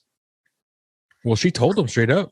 And he didn't get it. He didn't understand. He didn't get it. He looked at her like, I don't get it. Like, you need an angel. And I saw that. And I was like, oh, that sucks, bro. Because she's trying to, not that she, you know, thought she was going to die, but like, no, but you just know that you go first. Yeah. The general idea is. And I don't think he even understands that line even now. He doesn't get it. I don't think I don't think so. I think his friend, though, the guy who filmed. Definitely. I think he definitely got it. Like he was like probably one of the few real ones that were around.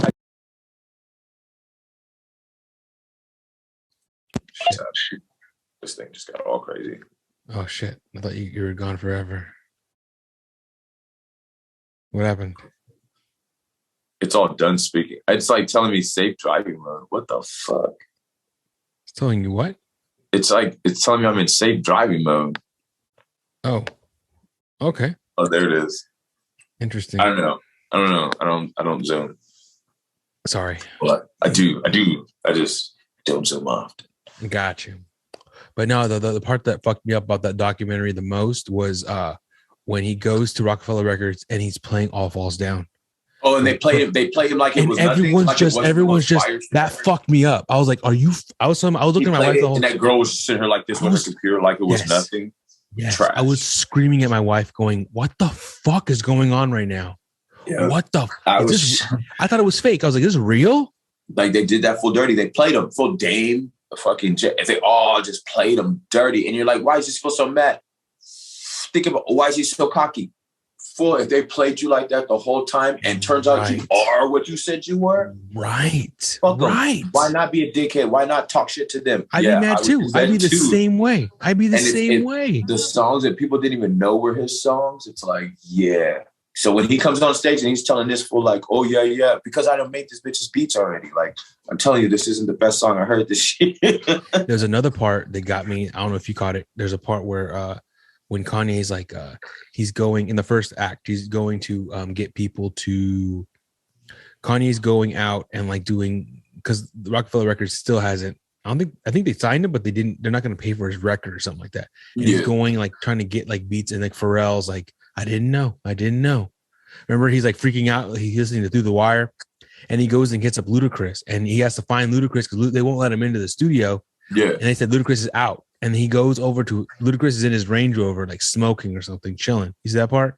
And they go over to Ludacris, and Ludacris is looking at him like, really, dog? Like, get the fuck. Like, he's annoyed. You could tell Ludacris is annoyed. That's how they did this for. And Kanye goes up. He's like, "Hey, what's up?" And he's talking, "What's up, Luda?" And the cameraman, he's back taking this. He's back there filming, and Luda's looking at the cameraman like, "Bro, who the fuck are you?" And then from that session, because I guess Luda told Kanye he's recording something at the studio. You can come in and he could do the I'm trying to what's the one that Luda does? The Luda's on that song. Fuck, I forgot that. I'm thinking of get him high again, but that's not it. It's not that one. But anyways, the one Luda goes on to college dropout, right? Yeah, he just sings a chorus. Fuck, what's the chorus? Because breathe in, breathe out. Dun, dun, dun, dun, dun, dun. Fuck. Oh shit. No, I can't look at something. But what happened was, but Kanye's basically or Ludacris looking at him all wild, like, why are you coming at me like this? Like with this cameraman. Kanye's getting mad. You could tell Kanye's getting really mad. Or I'm sorry, Ludacris is getting really mad. And he's just there to like, you told me to be here. I'm here to be here.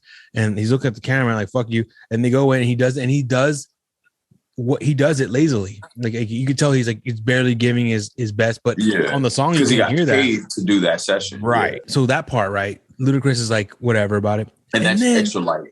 Yeah. And then it cuts to when Kanye wins the Grammy, his first Grammy, Ludacris is presenting it for best rap album. And Ludacris is looking at him like, bitch, you're on that album. You are on that album. You laid the hook on that album.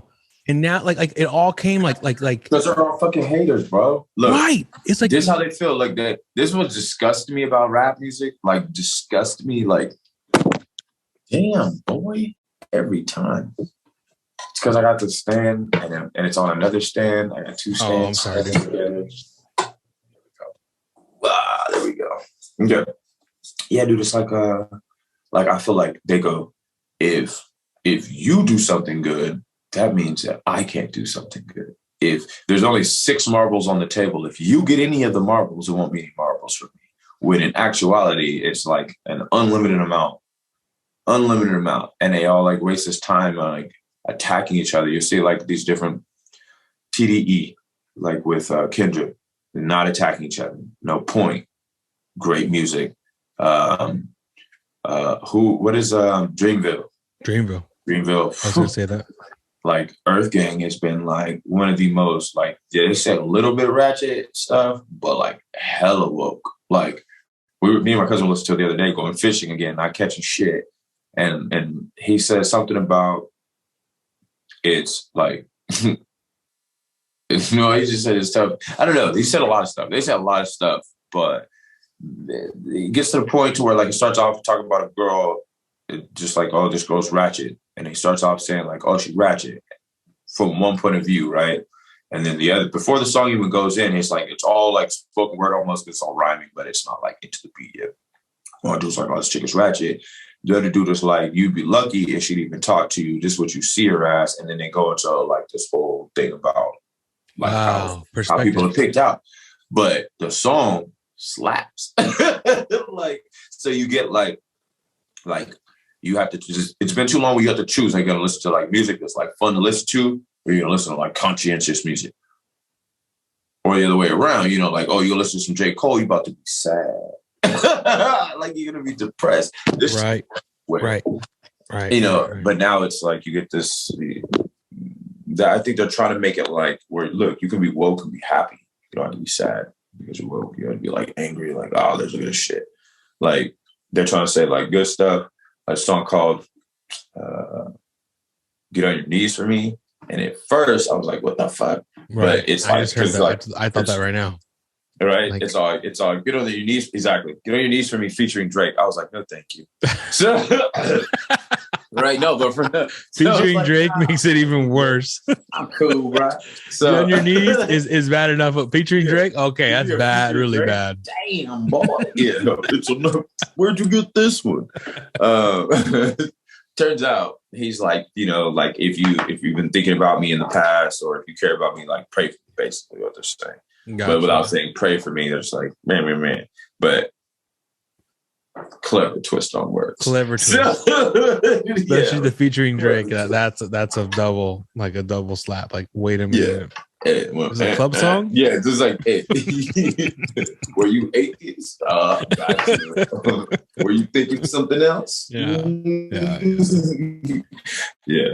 silly. That's crazy. I've been trying to stay away from like all that. Yeah. Okay. So you're trying to listen to more conscious rap, is what you're saying? No. I listened to the new 2 Chainz album just like the other day. I haven't heard the new 2 Chainz. Is it good? Right. It's pretty good. It's called "Dope Don't Sell Itself." I know the name, but what's your favorite 2 Chainz? Would you say it's the best? My favorite 2 Chainz song? Oh man, are you kidding? What's your favorite 2 Chainz album? Oh, his album. Oh, my favorite one is what's it? Is it the one with Rivendell on it? Is it something trap? Pretty Girls Like Trap Music. Pretty Girls Like Trap Music. That's a really good album. That shit fire. My favorite is like Rivendell. My favorite is Boats 2. My favorite album. Oh, my favorite. Okay. He goes hard on that album. And I used to hate 2 Chainz when he first came out. I used to hate on him. The I'm different shit. Oh, that's just fire. Bitch, you're not different. But it is very different. But at the time, I was like, you're no different, bro. Like he was no different to me. But he ended up like within years' time showing me that he's very like he is definitely like the second he comes on a song, I don't even know. I know it's him. I know it's him. I know it's him. He has a signature. Definitely. It's like Snoop. Like Snoop has done a lot up and down in his lifestyle. But like one thing he's done is like show people that like younger people. Like we grew up watching Snoop. We saw Snoop like with the murder trial, all this shit, right? Right. We show you can grow and you can learn. And not that you got to be ashamed of who you are, who you were, but you can still grow and you can learn. And like this was diversified his knowledge of things so much that would you have thought in 1995 that you see Snoop hosting the Olympics on ABC? Nope. Boy, like I was like, hey, that shit hard. And it was the best. Like I don't remember none of the other motherfuckers who hosted that shit. Right. But I know everybody knows Kevin Hart and Snoop did that shit and that shit was fire. Even on Martha Stewart shit. Like thank you. And same old thing, Martha Stewart go got out of prison and come out. Like you gonna be more popular than you were before. Go fuck with Snoop. Like like she had her whole good ass career doing her thing, got in trouble. She more popular for what she do now than that. And like that, the kind of like confidence in a good way that like help that like let you be that. The like the shit that break people down, that fuck people up. They're like, oh, I was this and that till this happened. Where are they now? Type shit. Like these fools aren't proof, but they've been fighting it. You know, we've seen people with money do crazy, stupid shit. Bill Cosby. The fool, you know, that fool about the speakers for the "I Have a Dream" speech. I remember that. I heard that, and then turned into fucking pudding pop, fucking whatever the fuck. Like, you know, just fucked everything up. Just fucked everything up. Fucked his whole legacy up. You never, whole fucking legacy. Can you imagine? Could you fucking imagine? I can't even think of anybody else that wasn't just a politician or a political activist that was even around that like did as much as that nigga did. And to say that like you were a fuckboy the whole time. Right. That's crazy. It sucks. You know, it sucks when like you find out your hero, you know, don't grow up to meet your heroes type shit. Right. That's sad. That's very sad because even then, like, I remember I was young. I used to watch the Cosby Show, and I mean, I don't remember any episodes specifically, but I remember thinking like he was a good guy. You know what I mean? And he was the first. I mean, wasn't he the first black? Like the like he was a doctor. He was like a positive black man on television. Positive black male role model. I mean, you had like different strokes. There was all these adopted black kids on TV, and it was like, shit. and then the other guy, he was like a what's the guy? Called him Red. Was it Red? Oh yeah, Red Fox off of Sanford and Son. Yeah, he was like a hustler, but he was like a scammer, and so but Cosby was more like a positive we can be this. Model, we don't have to be a doctor. Like, you know that we exist too. Like there's this version of right. There's this version of black people that you haven't seen on television yet. You know what I mean? Like they're out there. They're not just fucking fucking shit up. Negative stereotypes. But and then Fresh Prince was more my style. Like, that was more my Fresh Prince was the more I grew up on, like Fresh Prince, which was supposed to be that, but I didn't see it. I just saw it as like a fun show to watch. I never looked at it as like a, because I'm not black, but I looked at it as like a really fun show. They did it in a good way. They did it in a light way. Where like, okay, like when Will was about to get in a fight, right? They never glorified Will beating up somebody. Will always got his ass beat. Will always like pussied out, right? Because Will was never supposed to be that. Will left. He left Philly because of that. He wasn't supposed to be that no more. So if you're turning over a new leaf, you can't be that no more. Philly rough. Like you like look back to what real Philly was like. That shit was nothing nice in the 90s, right? Right. So this is a story about that. They say the new show is supposed to be like that. It's supposed to be like, it's all serious. I haven't watched that shit yet. They say that shit's like. Neither have I. I know someone that watches it and says it's really good. That's what everybody says, but they said it's like I can't. You see the characters go. It's not funny. It's not funny. It's like serious. But my main thing is, man, I have Netflix, Hulu. I can't buy another one. I can't buy another. What's Paramount. The other? Oh, Paramount. It's Paramount Plus. I think it's on. Bro, I can't buy another one, dog. Amazon Prime has that shit. It's the same shit. Amazon Prime has Paramount because I've been watching Halo on that shit. Really? Yeah. I wanted to see that, but I don't. Right. I have Amazon, but I don't have Paramount. They started yeah. You can get Paramount on Amazon Prime because my wife watches 1883. No, she watches, what's that shit called? Yosemite. Nope. Yosemite. Fucking Yellowstone. Yellowstone. No, I get them both confused as well. Did you Orange is New Black? I've seen all of them except for the last season. Is it good? Unless there's a season that I haven't seen, I'm like, yeah, it's over. Great. It's over, right? Yeah, I didn't see that season when the main character gets out of season. Yeah, I've seen it all. No, I have not seen it, but I that's a good. They would go deep. Like there's certain parallels that one lady who I thought was really interesting. That one lady who she had cancer and she was a bank robber. Oh yeah, she was like, I'm not giving a fuck. That was a great story, just alone. She made the run to get away. She loved the smell of money. That was what she was addicted to. Yeah. She was like really into like the excitement of just committing shit and like being chased and shit. Right. Yeah, and she taught that kid in the office to steal the money from the purse. And she split the profits with you. She just took the money and would smell under her pillow whenever she'd go out. Yeah, that shit was like a really good dynamic. And then even that lady. Anyways, that whole show was good, but there's certain aspects of it I didn't like. I don't like when they get on the table and start singing. I'm like, what the fuck is going on right now? I don't get that whole like, let's throw in a musical. And I don't know why shows do that. Like, look, if you wanted to be like a musical producer, go do that. But they would do that. They would do that a lot, where it would do things all the time, where it would just kind of go take me out of it and going, like, I don't know what's going on here. And so I never finished. Right. So I got to get into it again, but I did think it was there were really good aspects of that show that made me, and like, yeah, just a lot of things just really wild. Have you watched any of this Ozarks? Oh, I've seen them all. They could have ended it on the first episode. They would smoke Wendy's dumbass. Like, he's done with it. It's like, really, like, all of the problems in the whole show, everybody's problem is Wendy Bird. Right. Definitely. Like from top to bottom. And we all know this, but I'm wondering how this is going to play out. Eventually he's going to die or he's going to smoke Wendy. I think the only way kids are going to smoke, they're all just going to get together and smoke her ass. But like, what do you think about what's her face? I keep calling the girl. Yeah. Luann? No, it's not Luann. Is it Luann? Luann. Yeah, I don't know. Yeah, I'm trying to think of the twang. She's a great actor. She's a really good actor. She's a really good actor. I didn't know how good she actor was. I saw her in something else, and I was like, oh, that's not her voice. That Anna such and such one. That's the one. Yeah, I saw that one. Her name is Ruth. Yeah, Ruth. You're right. Yeah, Ruth is awesome. She's pretty quality. So we can talk about spoilers because I'll just put it in the description. But the Darlene Snell scene at the end, love it. Oh wait, are there people who haven't finished this yet? Well, I'm gonna put this out. My podcast is on Apple Podcast, Spotify, YouTube. So that's fine. I put it out.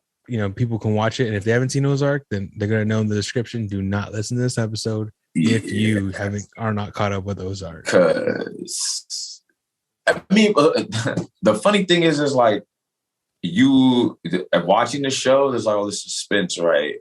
But like in the back of my head, I'm thinking, oh, they're all gonna die.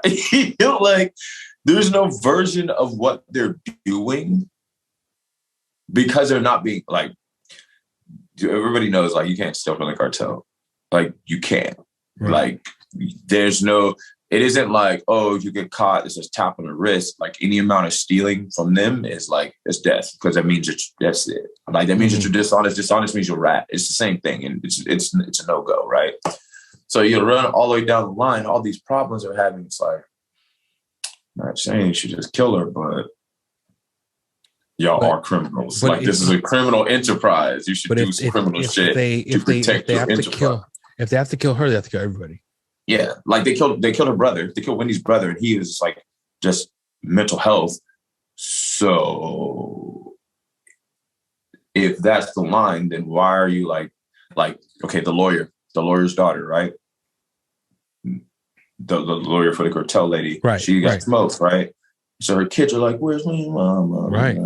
Like she's like, "Hey, yo, your mom is out of here, boy," and she's like, "Well, what's we could do this and that." Like.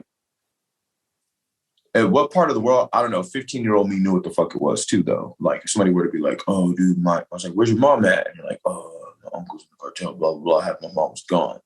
Well, that would be the last of that conversation. I'm done talking about this shit. Like, there's nothing we can do. You know, like, why are these kids involved in this world?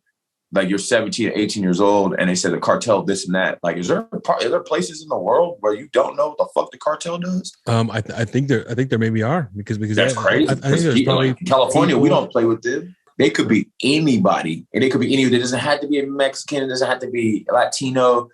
It doesn't have to be California. It could be fucking white, brown, yellow. They all work for them. You could be the guy just working at the hot dog stand, but he actually works for these fools. Like, it's best to stay out. That Americans don't understand the full potential or the power of the cartel, because cartel is, you know, they're very well connected. They're very well, they pay off people, you know, they are like what I feel like the cartel is, which is a bad. It's like what the mafia was trying to be, or what the FBI or like the, you know, like what they do. It's the same shit. Yeah, like they cover shit up. Literally, same technology, same money. They cover shit up. For $1 up. million, you can get out of $1 million. You can get out if a guard at a prison only makes $50,000 a year, and you shit millions of dollars every day.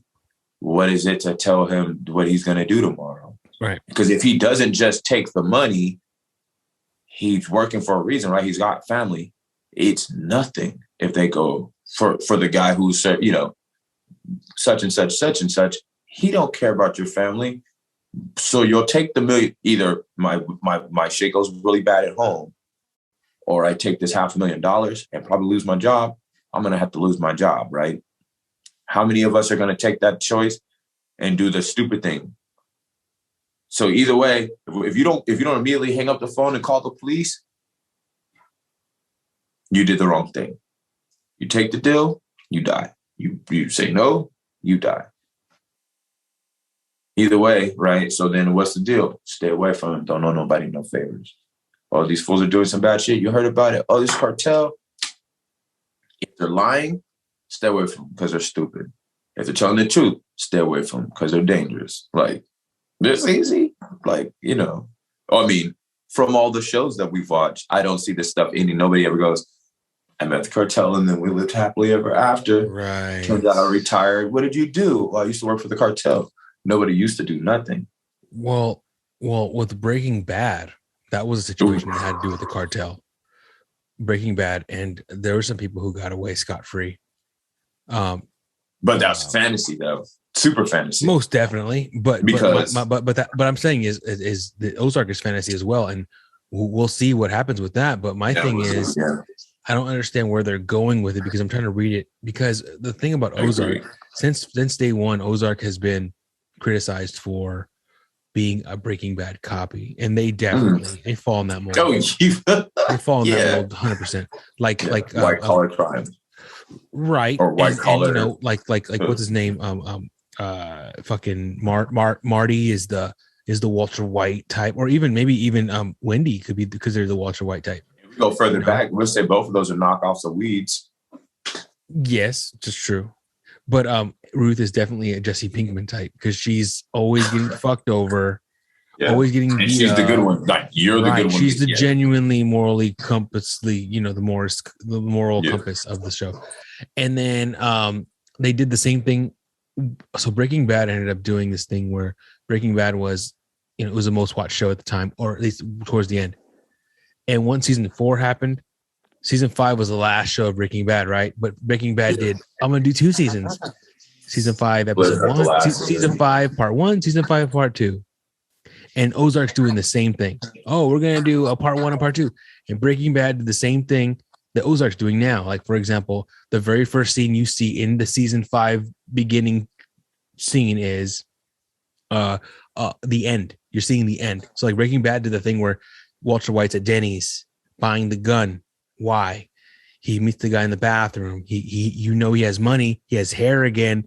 He's in a car. It's not his. He's like on the run. So what's going on here? Right. And they're running back Guy Ritchie style. And then they go back at the end of the series to show you why he did that. He used the gun to kill the Nazis, all this bullshit. Ozark's doing the same thing. The first scene you see is them in a car. They made it. They're getting away. They're done. They made it. They're all excited. They're in the car. And then the whole time, and now in the show, you're seeing like the son doesn't want to be, but somehow they got in the very first season, it looks like everybody, everyone's happy, everyone's fine, but the car flips. And then it breaks there and it shows you the whole, the play and events of from the last season, what happens. So it's like, what does this car crash mean? That's what we're focusing on. Just like Breaking Bad with Walter at Denny's. Why are we focusing on this scene? What does it mean?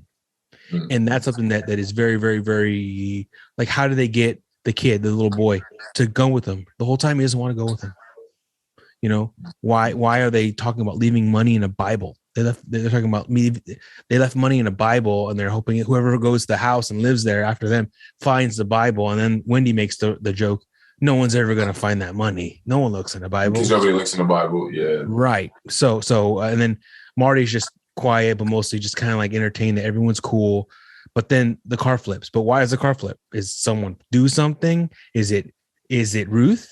Is it who is what's happening? Well, and they owe Navarro. Navarro has figured out that he got tricked the whole time. Right. His nephew is still out. He's over here smoking up dead ends or loose ends. It's a lot. And obviously they don't follow like a logical, like this is what you would think would come next after this. Obviously don't do that because Wendy's still alive. But, right. It's a good show. I'm glad you watched that show. It's a good show. I think it's really good show. Did you watch Better Call Saul? I did a little bit. I didn't finish it all though. Wow. The last season comes out in April. Oh, this month, next week, the last season. And let me tell you, man, it's good. Great show. Show. Because there's things that are happening that they say the finale is going to change the way you look at Breaking Bad. And I get it. I fucking get it. I get it completely. Because, don't tell me then. Don't tell me then. That's fine. Yeah, it's getting really good because there's people who are major players that you didn't even know until major. And they just float by. Right. People that are major players that you didn't even know their names. You didn't even know who they were. But now you're seeing them. Oh, that's why. We watched a show called You. It's almost like Dexter. I've seen that show. It's such a weird concept. It's right. Like the guy is the bad guy. He's like all of his inner thoughts, like the narration is like, this is not normal. It's like normalizing his like insanity. But just like Dexter, basically. Like that whole situation. Have you seen Dexter? Yeah. Same. Do you watch the new season? No. I just thought he was just saying that shit was supposed to come out another one. I was like, what? It just finished. What? Yeah, it came out. It's a really crazy. There's too much to go right now. Did you finish Dexter? I finished I saw up to where his sister's helping him kill people and another cop is in on it. and like that's about as far. You're at the end. You're at the end. That's what I thought. That's what I was like. There's more. You're really close to the end. Yeah, you're really close to the end. Like, yeah, it doesn't go that far, but Dexter's really. We got into that. But You's good. I saw the first 2 seasons. I didn't see the third season. The third season just came out. I haven't seen it. They have a kid because he's holding a baby. Shit is weird. The last one is weird. I thought the first 2 were funnier, but the first season was really funnier. that girl in the first season was fucking smoking. She was fucking like a doll. I was like, what? She's gonna die. Yeah, but something bad's gonna happen. Yeah, this guy. It is like the fact that he's like this like skinny, like frail, like right. Oh hey, like my wife. He's like the psycho that doesn't see. And my wife was telling me because she used to watch a show called Gossip Girl. He was all up in that show, so she's like, I know this guy. Gossip Girl. I don't think you watched that shit. Yeah, I don't know anything about that show, but I was like, okay. He was Gossip Girl. I guess he was in that show. I used to we watched like when I first started dating my wife, it was like the OC. The OC. Yeah, like Gossip Girl, all that shit. It was like, oh, fuck. I'm trying to think of which one. Yeah, okay. Never mind. I'm not even gonna go there. It's like this stupid ass show. It was like this whole like genre of like as like damn near like soap operas, but millennial soap operas and shit. Right. Watching all that shit. It's interesting. I remember Walking Dead. I know there's another season this year too, and I'm not even giving a fuck. I was just there to see Carl die. Where'd you drop off on that? When Carl died. That's where you dropped off? I was just waiting for Carl to die. Let me tell you, bro, if you can watch season 10, episode 10, just do that one episode. You talk about what, like, it's Negan world now? Where, like, Maggie and Negan had to be friends? You're that. Yeah, that's what's happening right now. That's the new one. I haven't watched any of that. That's what's happening. But I watched right before that too. What I'm saying is, if you get a chance on Netflix, watch season 10 episode. Let me look it up. I have it. I mean, But just like you dropped. I dropped off a little bit, but I kind of went back in. But I'm telling you, it's not as good as the first few seasons. The first few seasons were hard, like really hard. Yeah. But there's an episode of Walking Dead where it shows Negan's origin story. Oh, why he? Yeah, no, I saw that. You saw that one? Yeah. The daughter and all this other shit, and like how he was like a regular dude. He was like holding back, but he wasn't though. Like he was like a nobody and shit. Yeah. That was a fucking crazy episode. So that's new. That's like pretty new. Like it happened like a year ago. Maybe. Yeah, it was really, really recent. But that was a fucking it's a movie. It's a movie on its own. Like that right there. That's what it's been like with all like Norman Reedus. Like everybody looks old now. Like they're like aging. Like shit, has it been that long already? But yeah, I'm just like looking at the cast right now. And did you see what happened to Rick? Did you see the Rick's exit from the show? No, you didn't see that? Nah, because he was like I last thing I remember was like he was with Chon, and then like can I tell you? They were looking. Yeah, go ahead. I'm not like invested in the show. Okay, so basically it was season 9. So it was season 9 in the middle of it. Basically, Rick is out doing something where he's by himself, and he's supposed to trying to get back, but there's a horde chasing him, and it turns into like he got shot. And you remember the trash lady? It's around the part where you're watching with Carl. Oh, there's like the bald chick with the pretend to be like a zombie. No, not her. It's the girl who lives in a trash heap. They live in a trash dump, but she lives there. She lives in a trash. Oh yeah. I actually do. During the war part. So she's around, right? And Rick got shot, and he's on a horse, and he's trying to get away, but he keeps falling asleep. And every time he falls asleep, he has flashbacks, and he has flashbacks of Shane. And Shane comes back to do the episodes where like they're sitting in the car talking, but they're talking now. Like talking like talk about the kid. Remember, the daughter. Like the daughter's mine, right? Because I know the daughter's yours. But, like, I'm going to take care of her. He's like, yeah, and I know you're going to take care of her. Like they're talking man to man, I'm sorry, I didn't mean to fuck your wife while you were gone. They're going doing like the whole, like they're patching things up. in his dreams. Yeah, because he's about to die, so he's gonna make peace and shit. Right. That's what you think. Or that's what you think. What it seems like. That's what it seems like. I don't know. And then it turns out he gets in an explosion fire to save his family. He falls in a river and he's lying there dying. And that trash lady comes over and she picks him up, gets on the radio and goes, "Hey, I know it's just supposed to be me, but I have another one. Can you take him with you?" And then whoever's on the radio is like, "No, I don't know about that. Let me ask the higher ups." And they're like, "Oh, you know what? Yes." She picks him up, takes him to a helicopter, and they go into a helicopter and they hook him up to like a respirator. He's like saving him, but you don't know what's happening. And they fly him off. And that's it. That's all you see of Rick Grimes. And supposedly he's supposed to come back in a movie, a Walking Dead movie of what he's doing. Because right now, and then in that same episode, it jumps to his daughter is all separate. Right. Oh. His daughter Judy's like a baby still. But in that same episode, it jumps to where she's 10 years old. And I've seen her with a sword. She's like she's a badass now. And Negan is like her father figure. Yeah. No, I've seen that. And okay. Mm-hmm. Yeah. And so this whole time you're thinking they all think Rick Grimes is dead, but really he's out there somewhere. Supposedly there's a movie that's supposed to come out. It's supposed to come out during the pandemic, but it never did, of where showing you where Rick Grimes is and how he's trying to get home to his daughter. It's like those like telltale stories from like the game. Right, exactly. They did Glenn dirty as fuck though. Oh fuck yeah, they did. They fucking took him. Like, he should have been. Yeah, they did him bad. And how do you expect us to like Negan after that? Like, how do you expect us to be cool with Negan after that? It's it's not even how the story goes. Like, the story was written very well. Even the comics. Did you see how the comics ended? The comics ended well. That's how it should have ended in the show, but they're not going to do that because Carl's dead. Carl's the ending. Carl, as I was saying, I was waiting for Carl to die, and when Carl didn't die the way he's supposed to, I was good. Right, and then Rick Grimes had his arm removed the whole time. He had no arm or no hand in the comics. Yeah, he had no hand, but in the show they alluded to it many times.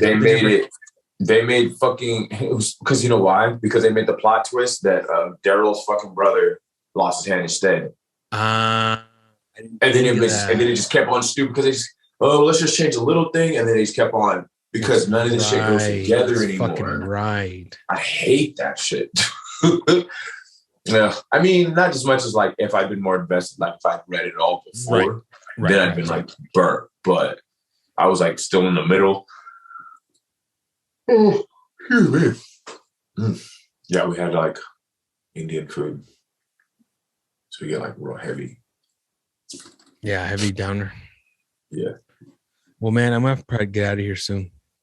Well, I appreciate it, man. I appreciate you. We should do this again if you're down. Oh, I'm always down. Let me know. I hope you are, because this was fun, and I was worried about you getting into this because I was worried about everyone else I ask, they're like asking like questions. You didn't ask shit. We're just like, yes. Yeah. Like, okay. All right. No, and that's what it is. Basically, it's like we're talking on the phone, but it's public, and I'm going to put it out. But if there's any part of this that you feel uncomfortable with that we talked about, I'll cut it out completely.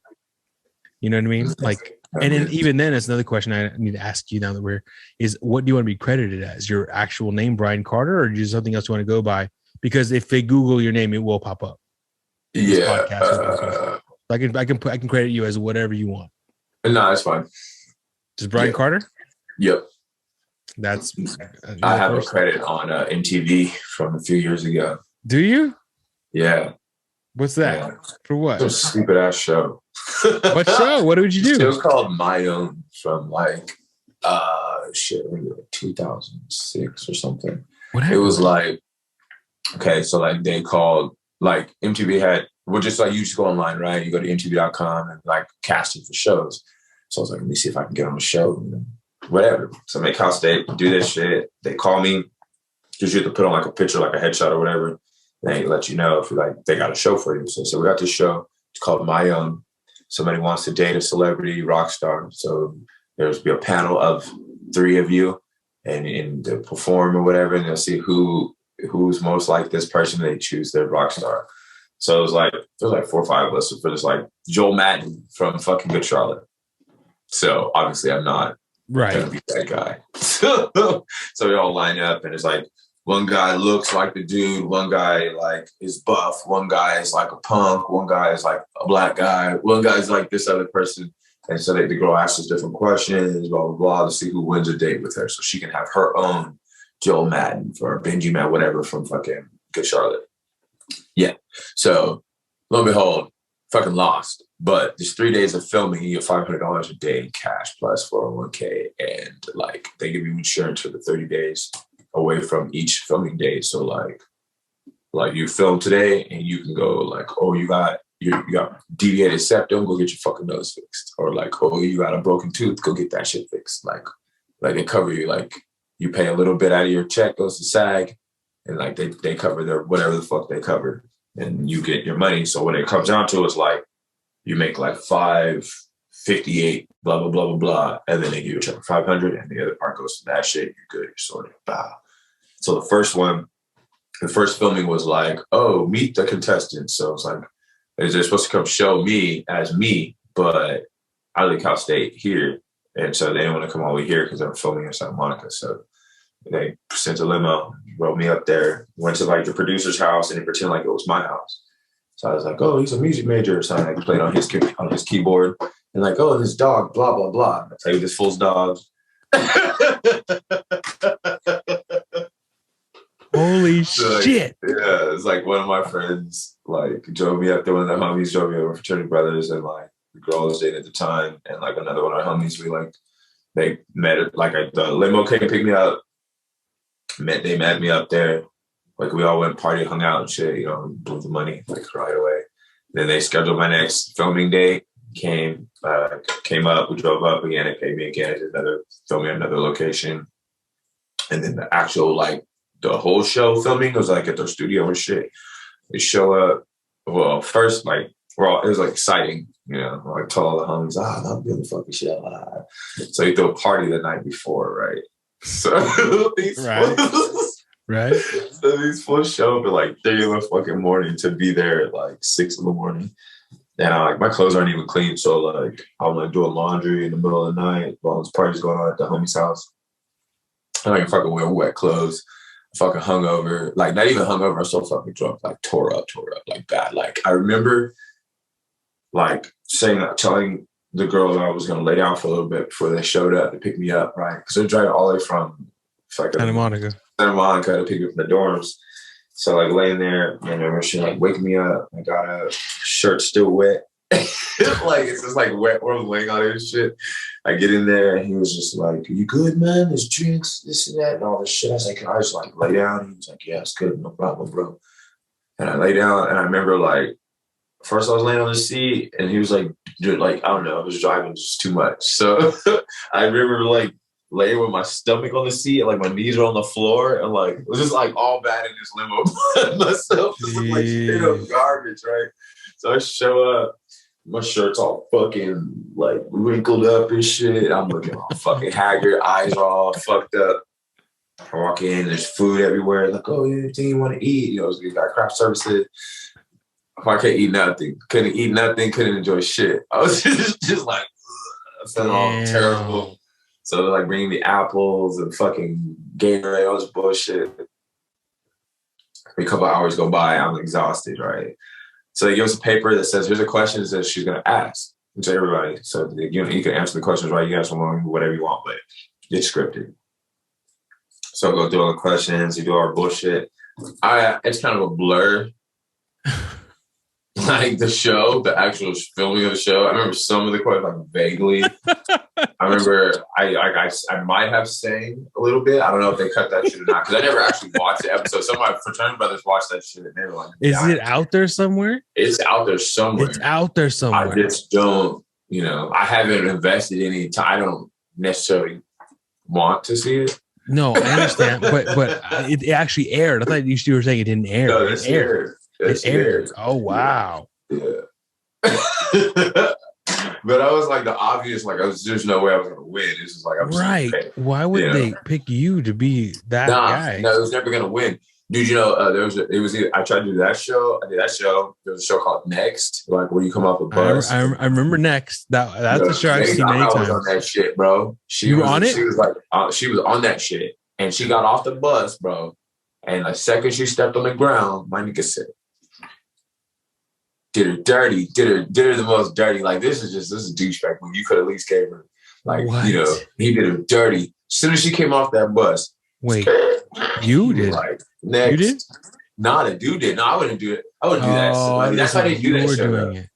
But this shit was all fake, though. All this shit's fake anyways. But, like, to say you did that shit for no reason, though. Was that like, the one where they go in your room?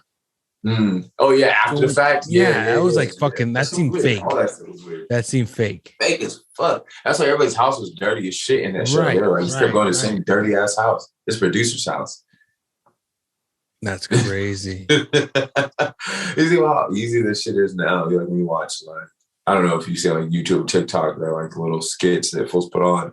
Most of them suck, but like some people are like, oh shit, it's been like 3 years. This fool got good at this shit. Like you like legit. Some fools like legit put on like quality ass skits, like Saturday Night Live style. But you know, at home, some of them are good, some of them are trash. But it's like. Honey. Bryan Carter. Yeah. Thank you. Hey. I'm over here distracted with some shit. No, you're good, man. Thank you for a fun story. That was great. Fuck, dude. That's so cool. Yo, I did not know that. That's fucking wild, bro. Yeah, they're dirty. Yeah. They're dirty, bro. Hey, we gotta do this again. We gotta do this again. We gotta do this again, man. We gotta do this again, man. For real. I send that shit. You're wild. You're not shy at all, dude. My guests are shy as fuck. You're just like, I don't give a fuck. It's the homie. Thanks, man. Awesome talking to you. Thank you so much for this. All right, Joey. Well, hit me up, bro. I'll hit you up for sure. We'll keep in touch. It's so good talking to you. Congratulations on the kids, man. Let me know what bro. Tell Vicky I said what up. Will do. Your daughter doesn't know me, but tell her I said hello. I will. All right, bro. Peace out, bro. Take care. Peace.